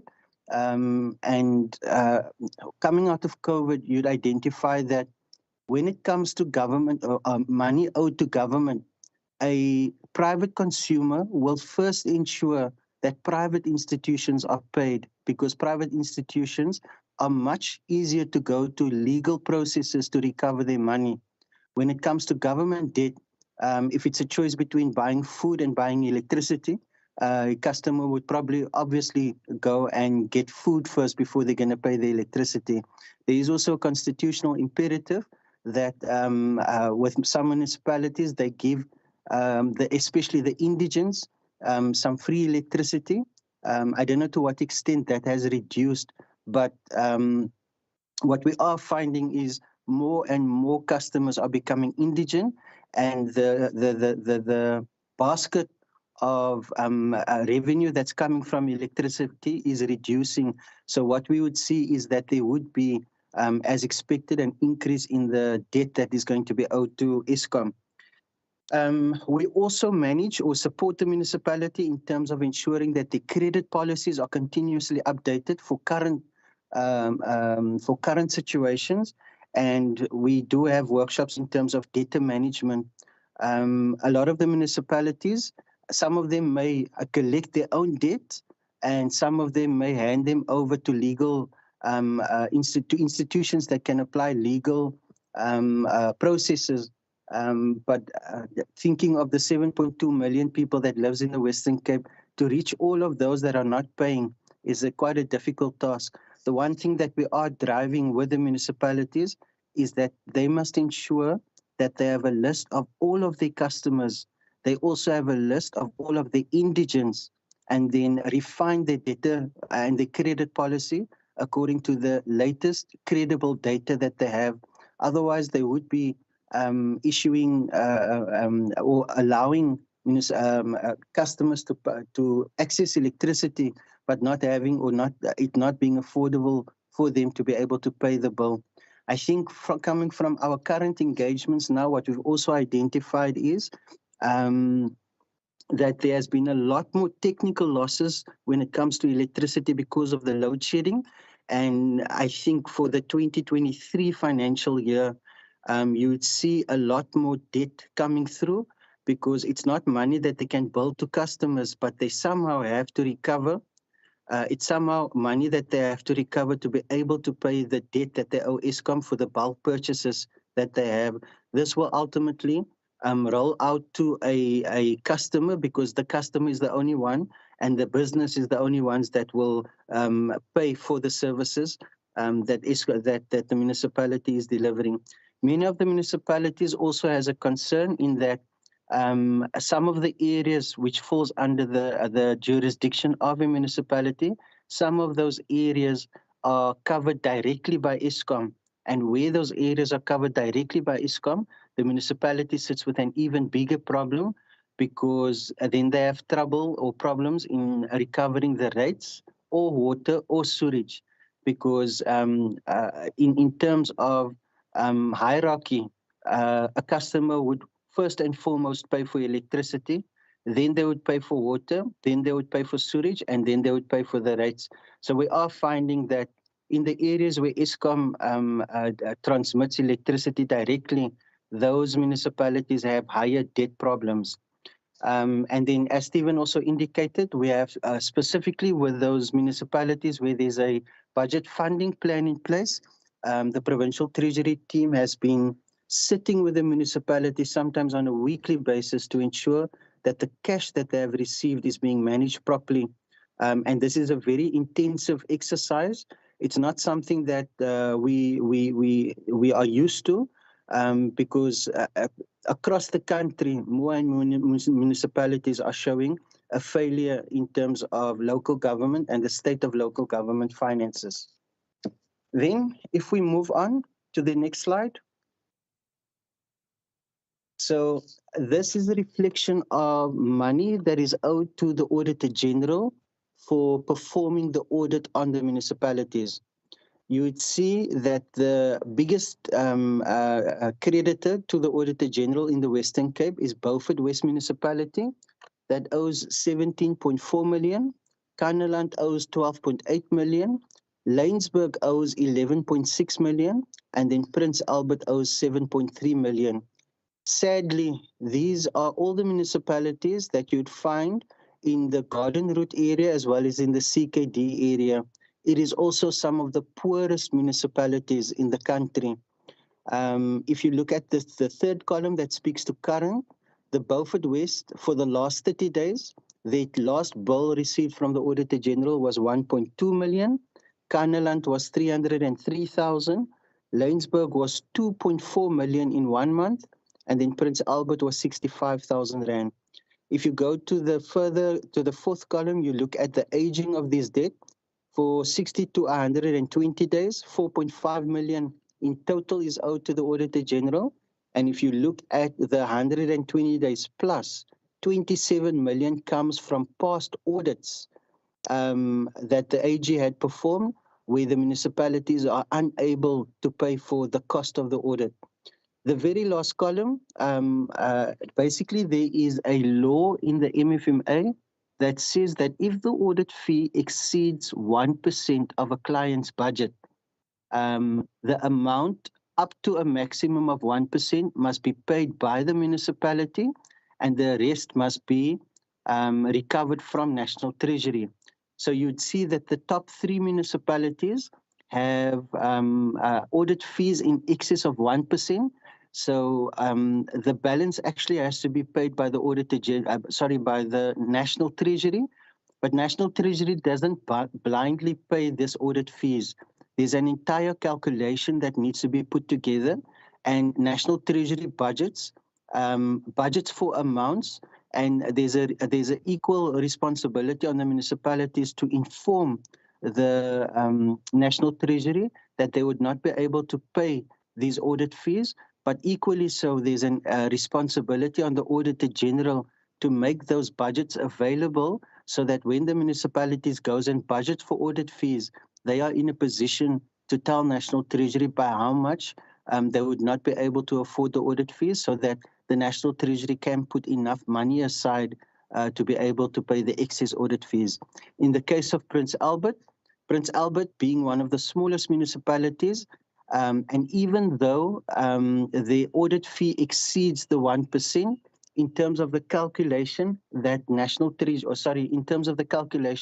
that the Auditor General is applying to recover the audit fees or to make access to National Treasury, application to National Treasury, they've indicated that Prince Albert's financial statements is good enough and they wouldn't qualify for the excess above 1%. So it means that Prince Albert will have to pay its audit fees. There is contestation because this goes against the requirement in the MFMA that says where your audit fees is in excess of 1%, the excess must be defrayed from the National Treasury. What we also then have on the next slide is during the period of COVID, the National Treasury and the Auditor General had come to some kind of an agreement of how the 1% is going to be calculated and who is going to benefit from it. So there's just a simple calculation that we have explained to the municipalities when somebody will qualify for the 1%, and if they will qualify for the 1%. The problem that the municipality sits with is that they have no say in terms of the actual audit fee that gets charged to them. This is determined by the Auditor General, and the only way that we are going to be able to address this is if we have the audit committee as well as the municipal manager sitting down with the Auditor General and having a strong internal audit function at the municipality to be able to ensure that there is combined assurance so that the Auditor General doesn't have to do everything from scratch, and that some of the work can be done in year so that the audit fee can be contained. I think what is important for the members on this platform to remember is the audit fees, and ESCOM is not the only fees that the municipality has to pay, and more the cost of compliance is being raised as an issue. There's a lot of laws and regulations that the municipalities have to comply with, and in many instances they have to appoint even consultants because sometimes laws and regulations comes on the table and it has to be implemented in many instances immediately, but the municipality doesn't necessarily have the staff component to be able to do it, and they have to employ consultants to be able to ensure that they don't get findings on a non-compliance with laws and regulations. If we move on to the last slide. So throughout the year, Provincial Treasury continuously and closely monitors the outstanding debt, both on the ESCOM side and on the Auditor General side. We have continuous discussions with the Auditor General regarding the cost of audits. We also have discussions with municipalities on how better to manage the audit fee. We also train the municipalities to be able to put together an audit file that would assist the Auditor General in terms of when they arrive at a municipality and they get that audit file. It would obviously reduce the amount of times that they need to ask questions, but this means that the internal controls and the governance within a municipality has to be in the best shape possible. We also ensure that the AG attends many of our intergovernmental forums so that the Auditor General, when they do charge out audit fees, they are aware of the economic environment and the climate that we are working in.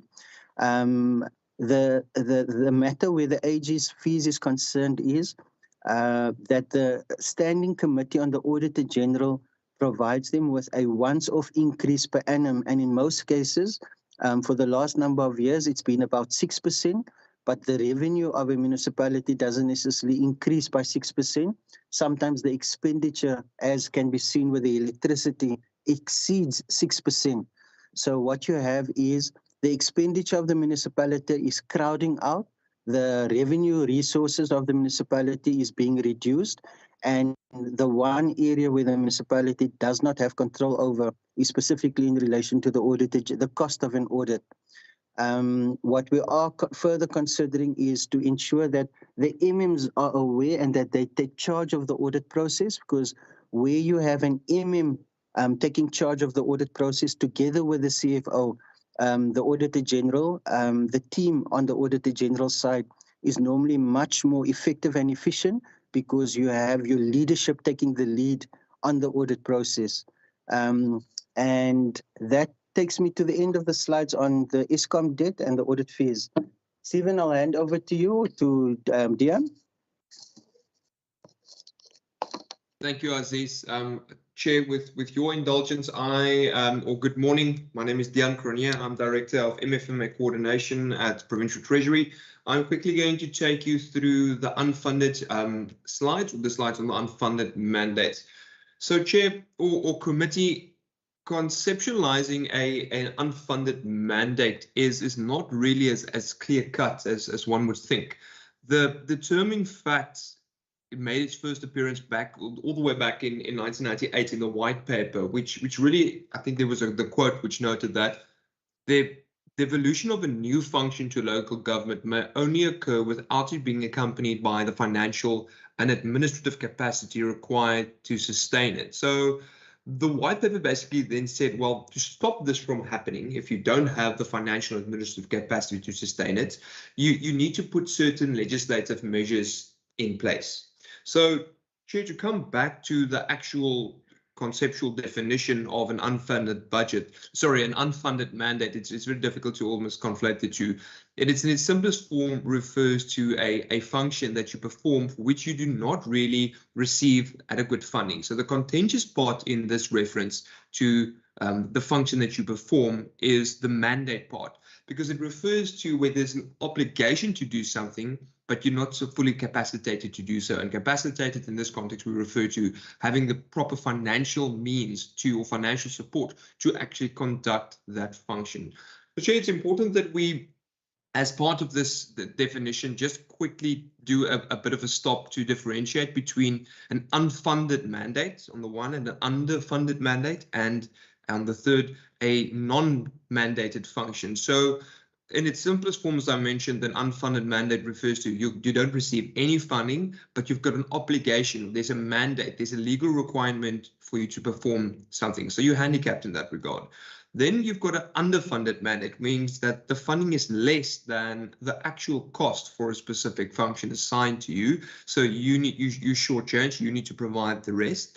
And then a non-mandated function refers to a certain instance where a municipality performs a function without being legally required to do so. So that last part is quite interesting to take note of, because you do see quite a few instances, and we'll deal with historic or let's say political implications of having certain functions on board, or why certain historical factors contributed to you performing a function which you are actually not supposed to do that.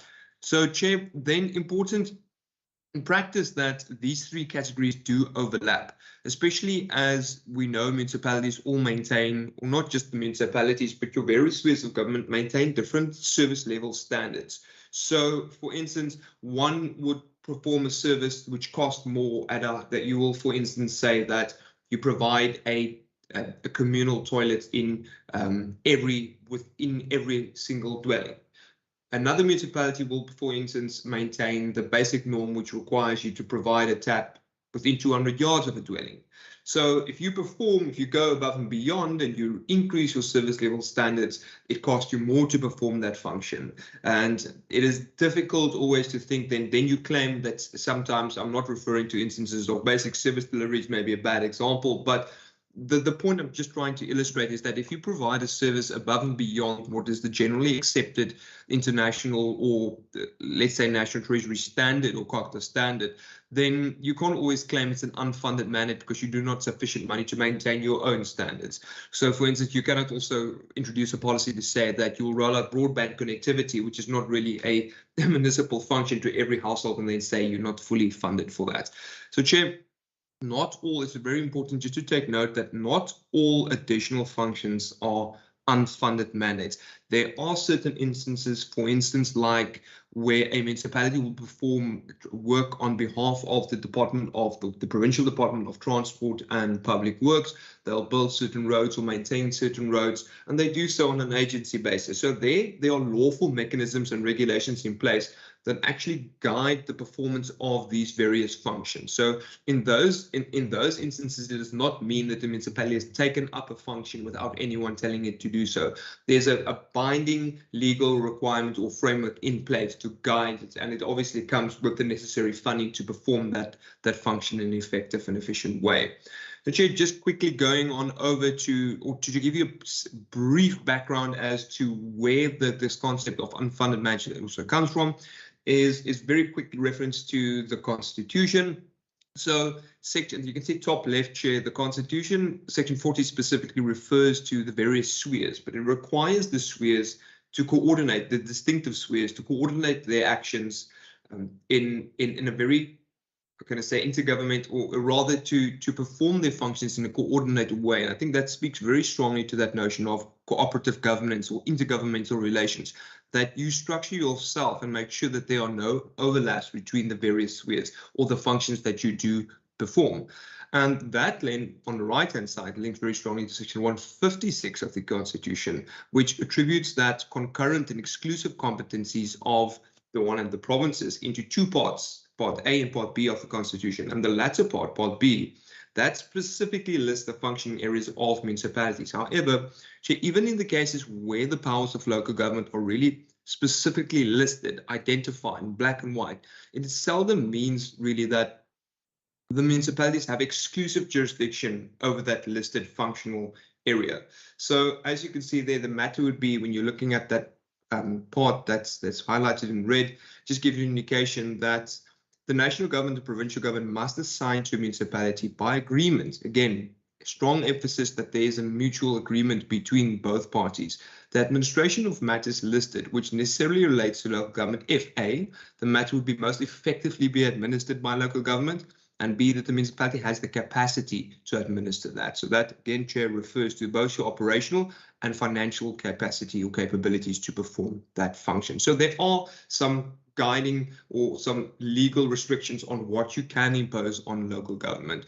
Going on over to the next slide, Chair, the functions can be, as we all know, we are aware that your functions, the various municipal functions, can be transferred in terms of the Municipal Systems Act.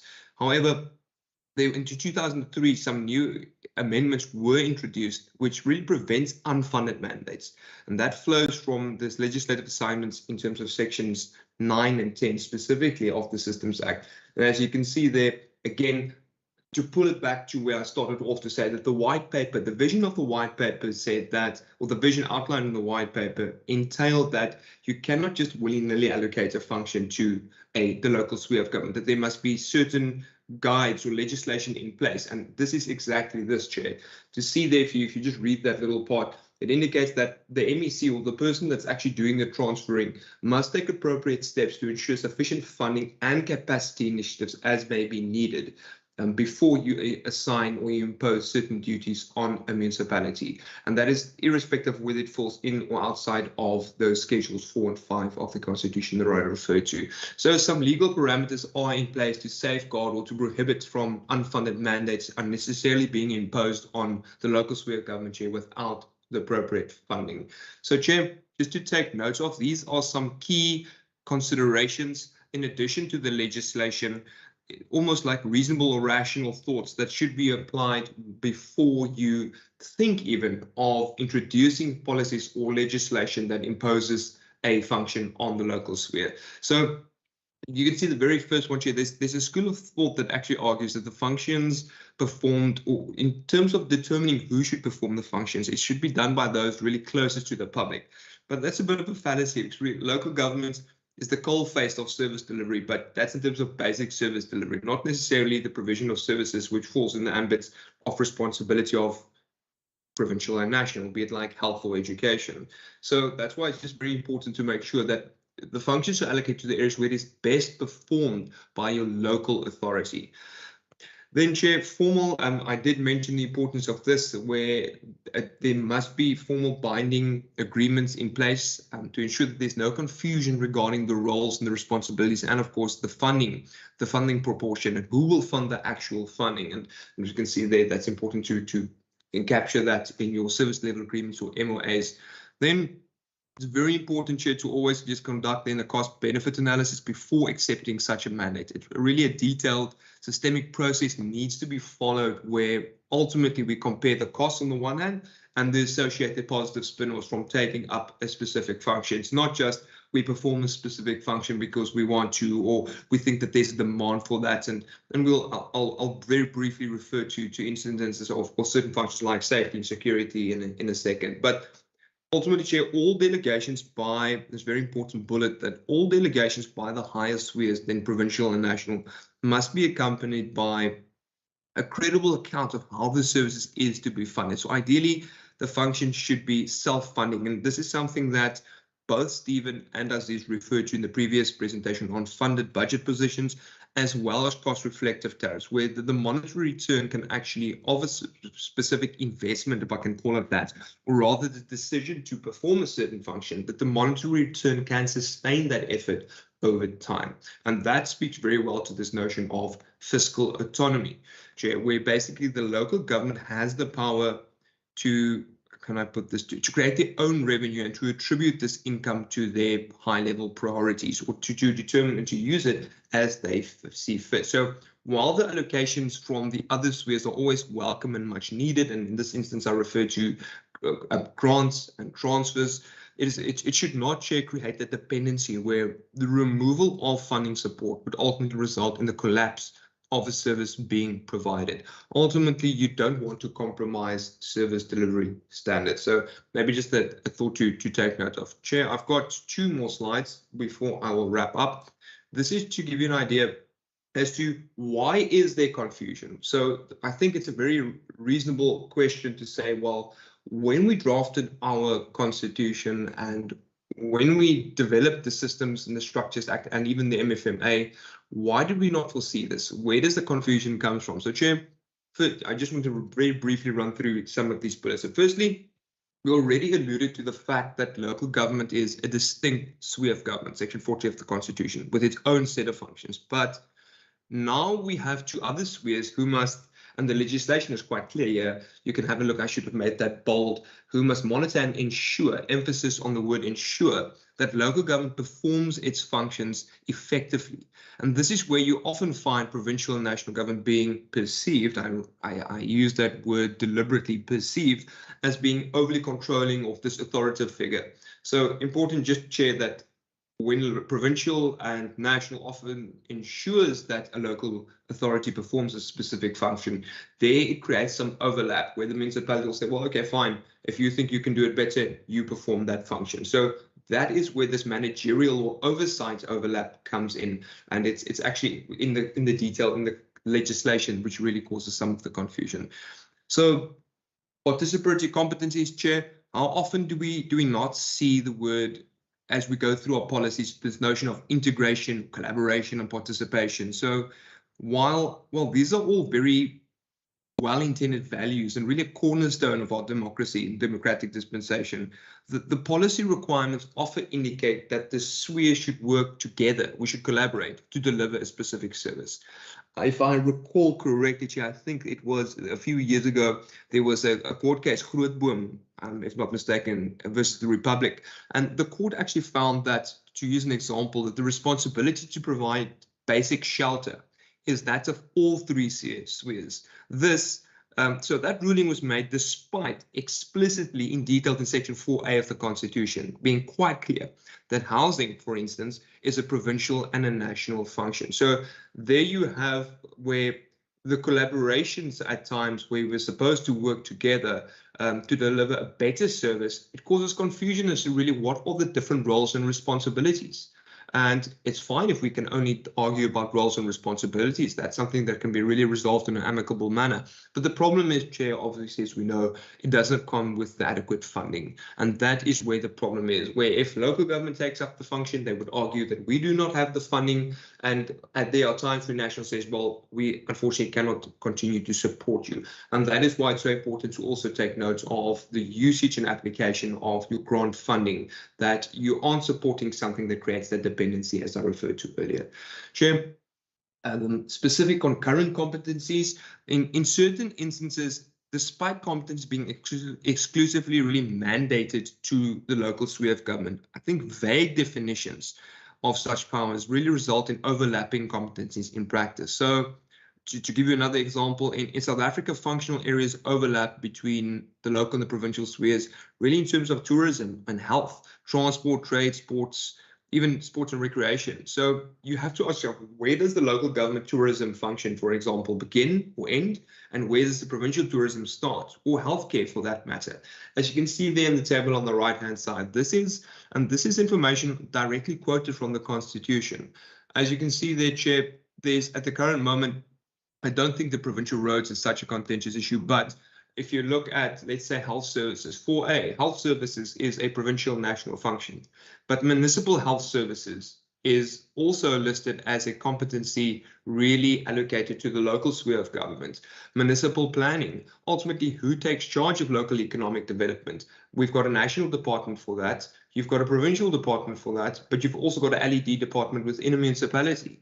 So you have to ask yourself whether these are not overlapping competencies. And the point I'm trying to drive home is that ambiguity results in overlap. So it's not necessarily that we've got a distinct list of definitions that clearly tells you where your responsibility starts and where mine ends in terms of the difference between the various spheres. Chair, almost going to wrap up. Second last slide from me now. Just want to end on these two bullets. Historic ownership. Certain functions, Chair, are also legacy functions where they are provided due to just historical choices and even in certain instances, political choices that were made in the past. And this is actually sometimes where we don't realize the difficult position in which municipalities do find themselves. Case in point, Chair, the notion of, let's say, crime prevention. Crime prevention is not policing and it's not safety and security, or how do you define the concept of crime prevention? In the discussion with the municipality the other day, they indicated that they are providing safety and security functions to safeguard their assets, to make sure that there's no vandalism and losses and theft. But now you've got instances where members of the public is asking for video footage because they think that the municipality provides the surveillance for the public. And all of a sudden you create, it was well intended to safeguard assets, but now you've got a municipality slowly but surely allowing something into a budget which is not really within its mandate. And it's very easy for things to creep in like that. And especially if you think taking the political elements into consideration. Chair, to end off, own initiatives also sometimes local authorities are frustrated by the lack of progress made by the provincial and the national spheres, and that they're quite keen to take up certain functions if they have the funding. And that might change in 10 years' time, and then it becomes a unfunded mandate. So, Chair, this is the last slide from mine. I really want to wrap up. The concept of unfunded mandates is nothing new, nor is it quite unique to the South African landscape. I think you've got similar instances in Brazil and Australia, Canada, and I think the US, the United States, they all deal with these issues. So despite its real frequent occurrence in one form or another all across the globe, Chair, I think the general lack of consensus on the definition of really what is an unfunded mandate.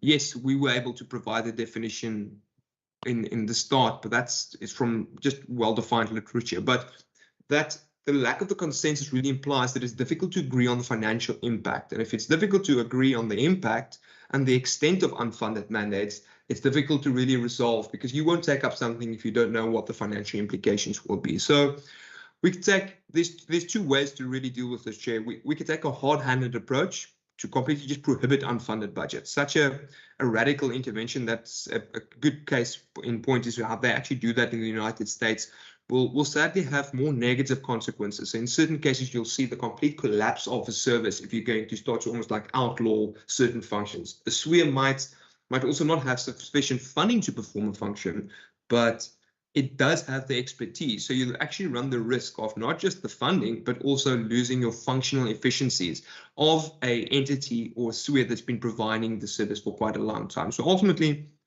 whether unfunded budget is an operational or political issue, the consumer and the taxpayer, as we know, Chair, does not really care, and rightfully so. They see one government. They are mad at government, irrespective of who's in charge of who the sphere is that's supposed to provide the service. So there's more generally a commonly acceptable approach is to resolve these matters in an amicable fashion through enhanced intergovernmental relations. So in essence, we've got, and I'll wrap up with this one, Chair, we've got two requirements that we need to, in order to combat the unfunded mandates. From a procedural point of view, there must always be extensive consultation and deliberations before you impose any legislation that can have such an effect, an unconsequented effect. So most notably, really, the Municipal Systems Act currently does provide that in order, before any legislation is tabled in any legislature, that you must solicit the comments from the FFC, the Financial Fiscal Commission, who is really government's like chief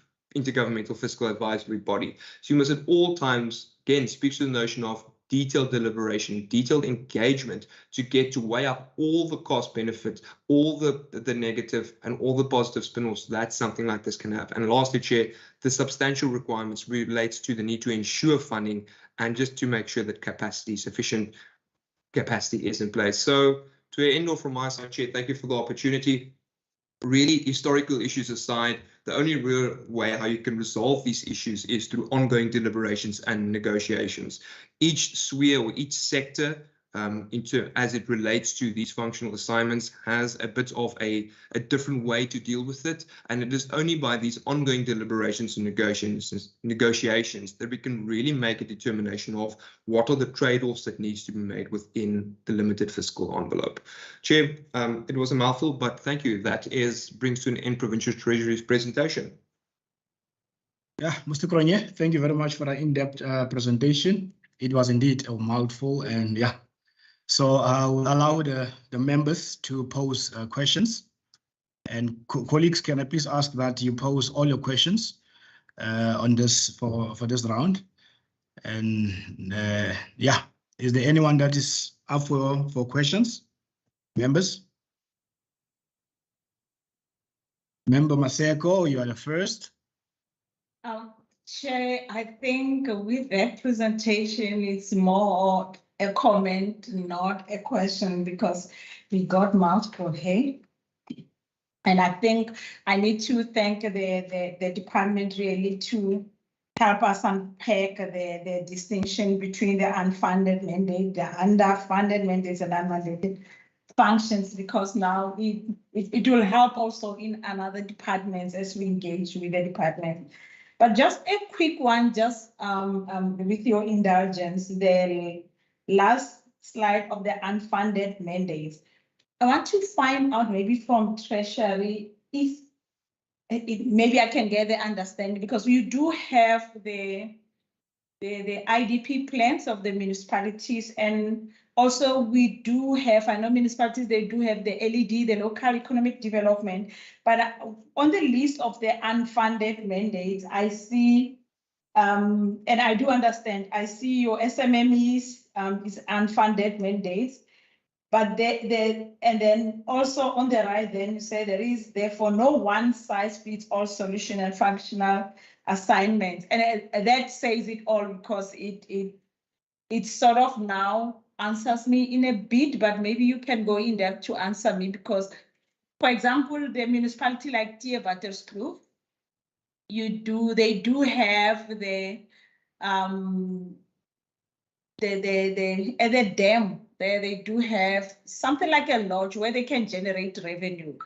And if they fall under the municipalities that say, no, the SMEs or the tourism and destination marketing is not for us, how do we explain when a municipality has formed a relationship with the overseas governments, like I can't remember, Langeberg is with Germany or France. How do we explain that if we say tourism and destination marketing is not in their mandate, but a municipality like your Langeberg can sell themselves to the overseas, that they get the tourists coming direct to Robertson or to Montague without saying they're going to Cape Town or Western Cape. So where's the blurry lines? Or this is what you are trying to indicate to us, that there's no one size fits all.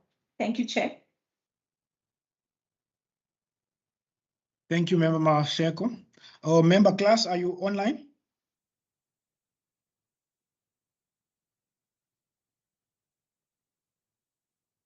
Member Class? Member Murray, is there something that you want to say? Thank you, Chair. I just want to again echo my colleagues' sentiments that we really do appreciate all the information that they've provided for today, and thank them for the work that they are doing. It obviously goes unnoticed, and of course we ask a lot of questions, but we are doing our job at the end of the day to make sure that there is oversight and that the systems continue to work as they need to. Many thanks, Chair. Thank you, Member Murray. Colleagues, I'm just going to pose one or two There was mention of 5 municipalities with unfunded budgets. I would just like to know if it's possible to provide the names of those 5 municipalities with unfunded budgets.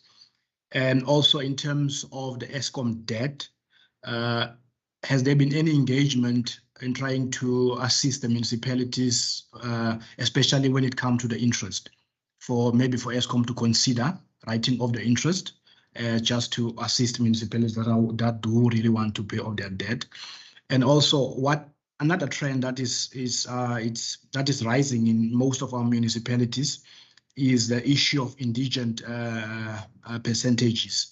You know, has there been any engagements in terms of from Provincial Treasury side in engaging with municipalities in trying to look at remedies or ways how they can actually decrease those particular percentages of indigent residents in those municipalities? And also on the audit fees, would it be possible for the department to specify to us from the municipalities that owe audit fees, whether they have used any consultants for audit purposes in those municipalities? And also, you also mentioned Section 9 and 10 of the Municipal Systems Act when it talks about unfunded and funded mandates. How many municipalities are still non-compliant when it comes to issues of non-funded or underfunded or non-mandated functions? Those are just a few questions of clarity. Thank you very much. I see Member Maseko. Yeah, thanks, Chair. Just I forgot one question I wanted to ask, because when we engaged the SALGA rep indicated the challenge of the audit committees within the municipalities. So I want to find out, maybe through the indulgence, because it's not on the, it's something that is on the side, about those municipalities that have the problems with their outstanding debts to AXA. Do they have the audit committees, if they have that information? Do they have the internal audit committee? And also, to what extent are they using the consultants versus having the CFO that is in place also, that I have to make sure the papers are there? How do you get that balance? How do you advise when you engage with those municipalities in using the CFO versus the consultants or the internal audit in those municipalities? That a puzzle. How do you advise them? And then what is their, how do they reset that? How those recommendation works for those municipalities? Or they feel it is too expensive for them that they cannot implement it? Thank you, Chair. Chair, if that is all the questions, I'd like to start from the last question that was asked. Yeah, that's all the questions. Okay, thank you, Chair. In terms of advising the audit committees, so all of the municipalities within the Western Cape, most of them have established audit committees. The problem that you do have is the municipalities that are struggling are in very rural areas. And audit committees, you'd find that the ones closest to Cape Town, they fill up the spaces very quickly.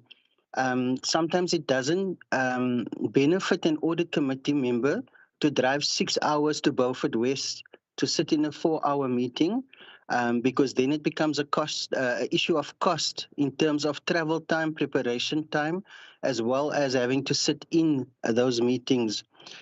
So we do run a program within the Provincial Treasury in terms of ensuring that there's a terms of reference for all of the audit committees and that they are complying with minimum Circular 65 that has been issued by National Treasury in terms of the requirements of the audit committee as well as the internal auditors. Now, for those struggling municipalities, you may have warm bodies sitting in those posts, but it's not always that those warm bodies are doing exactly as what is required, because it might be that a municipality requires a internal audit to focus on a specific item, as opposed to having a general internal audit plan that normally covers 3 years. What you'd also find is that with these municipalities, specifically the ones that have funding plans, the administration has been exceptionally unstable since the elections. And what we are finding more and more, that with coalition governments, the administration is struggling more and more to retain either the MM or the CFO.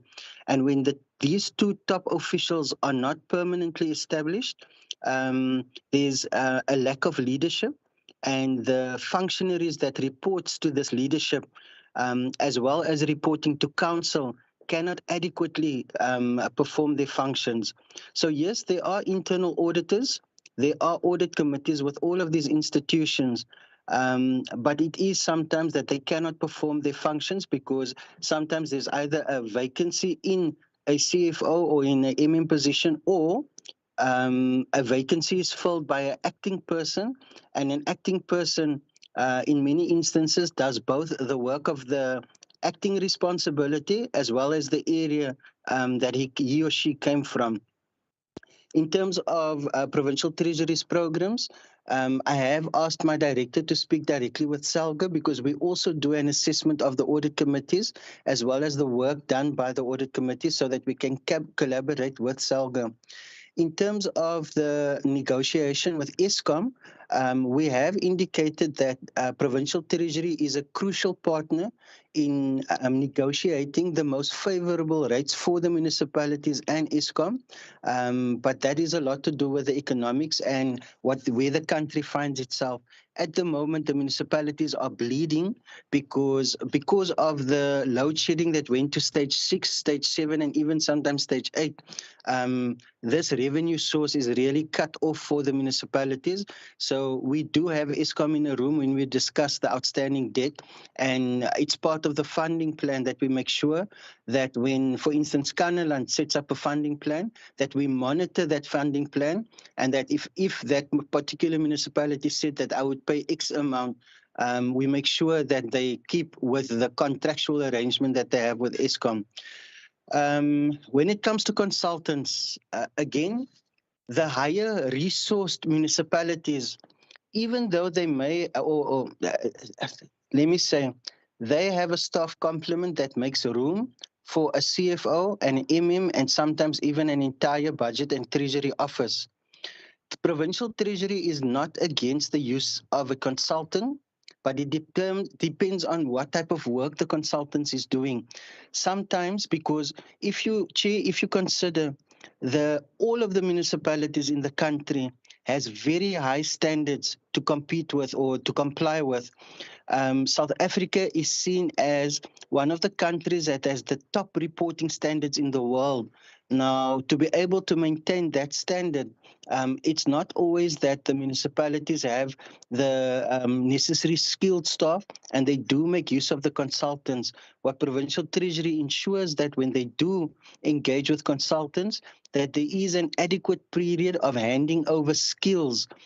So yes, I can tell you that the municipalities that is currently on the funding plan, in all instances they've used consultants, but one has to dig into the detail for what they have used the consultants for. Not forgetting that there is instability in those municipalities that we've mentioned. And then in terms of the indigent reduction, this is a case of chicken and the egg, because the economy is flat, because we're going into almost what is a recession. More and more people, the unemployment rate is going through the roof. More and more people are unable to pay for services that needs to be rendered, and the municipality, that's why we speak about the municipality having to look at both their debt management policy as well as their credit policy. And then in most cases where municipalities can, they need to get the indigent or the ratepayers, they need to get them onto a prepaid system, because that allows them the easiest way to immediate cash. Instead of using the Eskom system where you get electricity for a month and then you pay on an account basis. So the idea is for all services to go the pay as you use route. And this isn't always always a politically sensitive topic, and the council has to make that kind of determination. But it is a way where the municipalities can recover their monies quicker, because the moment you are on a prepaid system, you pay immediately before you get any access to any of the, whether it be electricity or water. So we have asked the municipalities to continuously update the criteria for somebody that is indigent, and this requires understanding the meadow, understanding the economic environment and climate that we are in, as well as looking at what their neighbors are doing, because certainly some of their neighbors would have the same kind of criteria. And it is something that Provincial Treasury does, both in the Revenue Masterclass, as well as in all the forums that we have discussions with the municipalities. This is something that we will specifically consider in our next engagement, which is the SIME engagement. Thank you, Chair. Thank you. Thanks, Aziz. If I can just add on that point around the management of indigent, I think it's always important for the committee to bear in mind the policies around free basic services for indigents. So indigent members of our communities are entitled to free basic services, and those free basic services are funded through the local government equitable share. That's the main purpose of that transfer to municipalities. And in the budgets, we then monitor that municipalities are using those funds first and foremost to cover the costs of providing services to their indigents. I mean, we were pleased to see that even in the tough economic environment that we have at the moment, and with the high Eskom increases, that the DORA that was tabled with the national budget last week included increases for the bulk cost of electricity for indigent households of just over 20%. It also included updates for the number of indigent households based on average household growth rate. So there is, I just want to make the point that there is resources available for that, and including for population growth. What is a question, and I think we share the concern of the chair, is around the impacts of the sort of economic distress and the increased number of households. And as Aziz has highlighted, that's a careful management issue of indigent registers within each municipality, and it's a subject for engagement in the budgets, but it's a question of striking that balance, of making sure that we're providing appropriately for the needs of households in line with free basic services policies. And then also just to add on the interest payments for Eskom debt, we have managed to negotiate with Eskom quite a good deal for municipalities with arrear amounts, where Eskom is prepared to write off interest charges after a 6-month period. So the kind of imperative in the system is to make sure that municipalities are paying consistently, that they are covering the payments for the amount they've used in the current month, and servicing the interest costs, but then that those interest costs are then written off after every 6 months, which really accelerates the ability of municipalities to pay off their debts, is very helpful for reducing overall debts. We are also awaiting further details on what was announced last week by the Minister of Finance, that there would be some debt relief for municipalities as part of the latest round of support from the Treasury to Eskom. But it's likely that will take some time to be filtered into the system. What we are pleased with is that it is very much, what was announced by the Minister, the outline, is very much consistent with our practice of making sure that only municipalities that are paying up on time benefit from that relief. And then lastly, Chair, from my side, before I hand to Dian, you asked for the names of the municipalities with the budget funding plans, the unfunded budgets.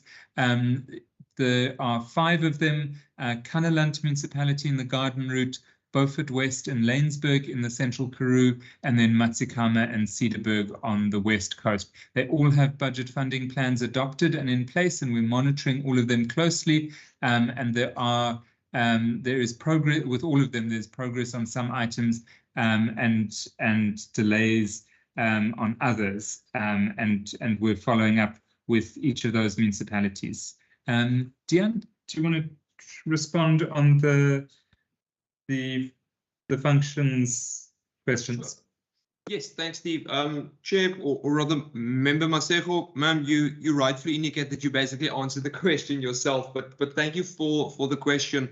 There's, in terms of the example you used on unfunded mandate and municipality providing additional types of services, no concern to generate additional revenue, and that is if you generate revenue, that is welcomed and really encouraged to look into alternative revenue streams, especially on the notion when we refer to economic growth. Municipalities are quite often, they'll say the constrained fiscal and economic environment limits their ability to invest in growth initiatives. For instance, when we refer to destination marketing, why invest in international advertisements when you have backlogs? So definitely not arguing that municipalities should move beyond their core mandate, which is basic service delivery, and start to like sell second-hand cars as an additional income. So definitely not saying that, just that basically there's no concern if you supplement a function. That is where collaboration is so important, especially as it relates to the example you used, ma'am, on destination marketing. Because now you have and this is quite interesting that you use that, because now you have a mandate concern relating to district and local municipalities.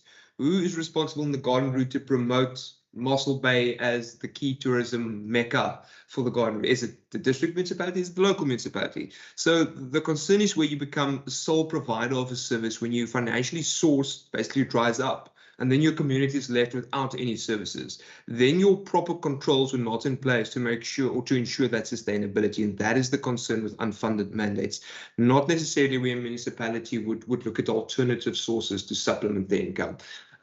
Remember, on the notion of who struggles with unfunded mandates, essentially all of them.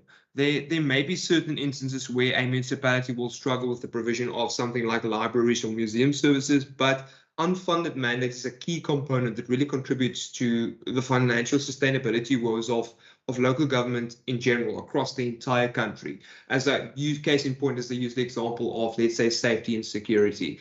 It's an important function. It's important to look after your community, but municipalities would, let's say, ideally like to do something about it, but they're not always allowed to. So that's maybe a good example of that. And those, yeah, I think those were the only two questions on unfunded mandates, Chair. Thank you. Colleagues, thank you very much for those answers. I see Member Class. Member Class, do you want to pose a question? Yes, yes. Do you Go hear ahead. me now? Yes, I can hear you loud and clear. Yes.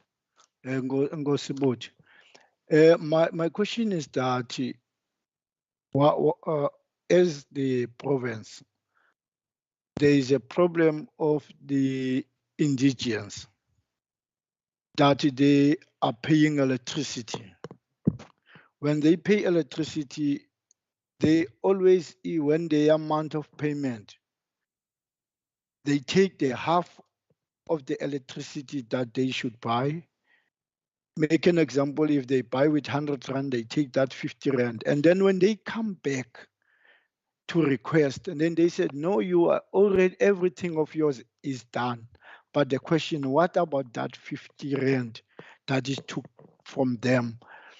And the other thing that I would ask is that the issue of the electricity in the community, where did or which rule that implemented that when you buy an electricity, 50% must go to your debt, or which criteria, where do you get that thing? Because electricity is life. If you don't have electricity, you don't have nothing. Then people, when they go and buy, they feel that there is something that must be corrected there. And the other thing is that why the municipality, if they feel that the issue of the electricity is the problem, or they can't pay even debts, because the debt is the same thing that you create by yourselves, and you have to pay, you have to arrange. But now when we discuss or when you hear from you, the debt is still continue. I would like to see which criteria, because most of the municipalities have this problem of debt. So what criteria to put in place in order for us to see is in place that you can resolve it? Thank you. Thank you, Member Klaas. I'll give over to the department whether if you feel comfortable in answering that particular question. And I've also consulted with a procedural officer and that there is this particular question has been asked in the past and there is information available for Member Klaas in terms of a particular answer. But I'm not going to dictate to the department. Should the department feel comfortable in addressing this particular question, they are more than welcome to do that. Thank you very much. Chair, I think that given that the information is available, I think that I would prefer not to go into it in any detail. But just to say that on the question around the payment for prepaid services, there are differences in the policies of each municipality, and as long as those are legally valid and fair on the customer, I think what those policies are always trying to do is to strike that balance between ensuring that basic services are available to people, including those free basic services, and that revenue is collected for amounts that are consumed above the free basic levels. And let me maybe leave it at that. Thank you. Thank you, Chief Director. Colleagues, allow me to thank both the Department of Local Government and the Department of Provincial Treasury for the work that they have done in preparing these two presentations, and also thanking their contribution in answering the questions from members and colleagues. And I would gladly and thankfully release both departments, but I will ask that the members of the committee remain behind. Thank you very much to the departments. And not forgetting Salga for their input and also for their presence. And please, colleagues, convey our appreciation to the members that has left us while we're still in the meeting. Thank you very much. Thank you, Chair. Bye-bye. Thank you, Chair. Thank you, members. Goodbye. Bye-bye.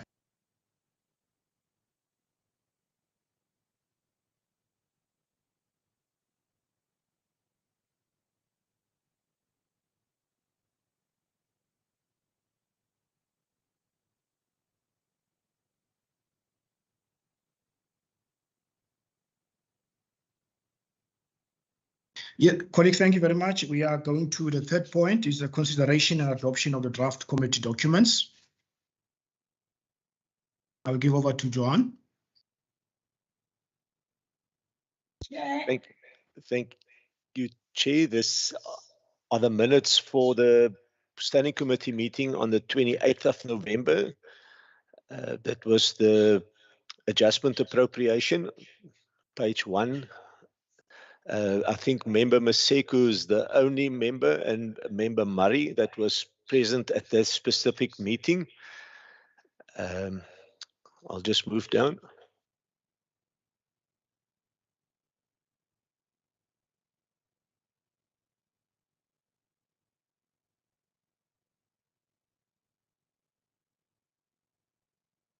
The question.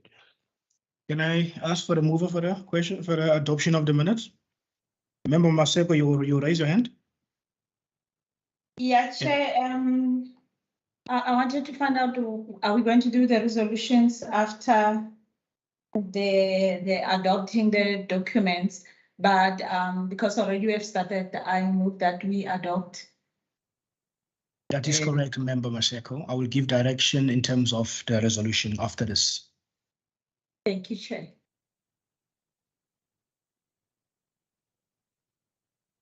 Okay, thank you for that.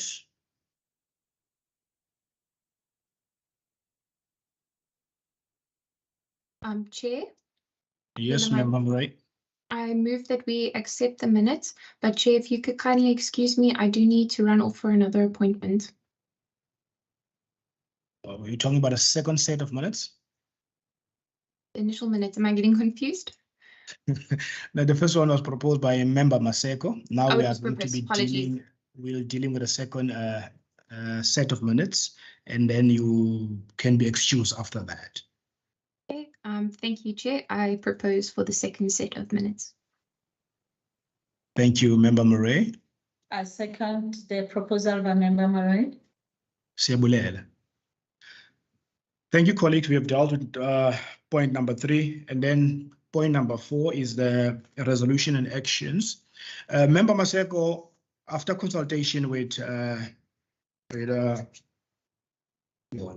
Joanne, and noting that Member Maran has left the meeting due to load shedding, and Member Murray also having to leave to another engagement, I would propose that members be given an opportunity to write and propose any resolutions to Joanne by the end of business on Friday, and then we will consolidate, and that would be my proposal on the way forward in terms of resolution.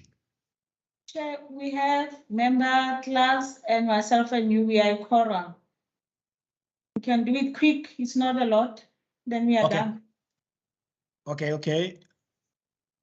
let's continue from, I'll give it over to you. Okay, thank you, Chair. Chair, mine is just for the committee maybe to take a resolution to engage with SAGA on the issue of the Section 12 amendments on the municipal structure system to designate MPAC chairpersons as full-time councillors. If we can engage with them to understand the rationale and how is that going to go about, and also with the department, because they indicated, the department indicated there are municipalities that are ahead, about 5 of them, and others are not. So we can hear if they are going to implement that, how is that going to roll out? And also the last one for me, it will be maybe to call SAGA to engage with us to present the report of the view of municipalities as organized local government for a collective view on key issues that they face around unfunded and underfunded mandates, as well as possible interventions for the standing committee to assist and support. Those are the only 2, Chair, from me. Okay, thank you for that. You read my mind on the first one, Member Maseko, which is worrisome. And I will give over to Member Class to, if there's any resolution from your side, Member Class, this is an opportunity for you.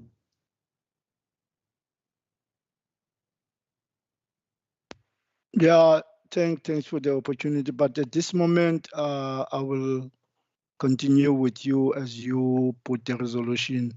When I'm continue with you, I will be catch up, and then I will be with you in anything that you discuss. At this moment, agree whatever you are on. Thank you.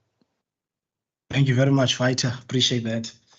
I think from my side, it's what the Chief Director has said in terms of mandates, that we should actually have a follow-up meeting just to dive into the detail to get an understanding how many municipalities are currently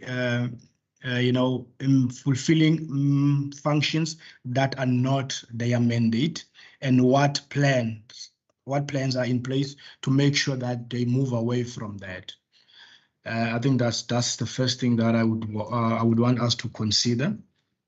I think that's, and also in terms of the unfunded budgets, as much as there is a funding plans for the 5 municipalities, one should actually go into detail, the department just to go into detail and making sure that these particular municipalities don't find themselves in a similar situation come to the next financial year, and then we would want to know the details in terms of what is it that the department, in conjunction with those 5 municipalities that we have mentioned, are they doing to make sure that come the next financial year, they don't find themselves as a culprit of adopting unfunded budget. Those are the 2 from my side.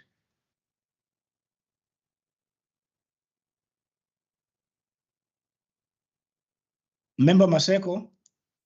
No, Chair, I was thinking about something on the first resolution, but I said, because we are going to adopt it, if maybe we want to tweak to use another word, we'll do it when we see that. So I'm okay with the resolution. Thank you very much. Thank you, Member Maseko.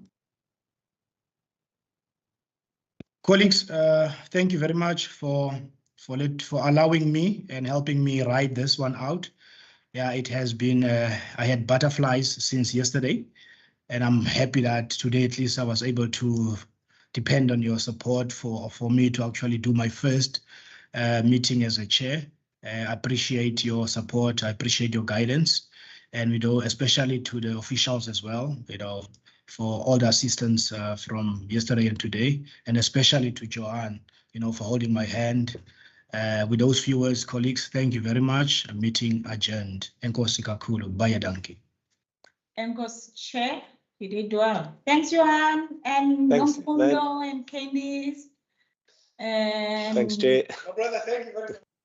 Siyabonga, siyabonga, Bye.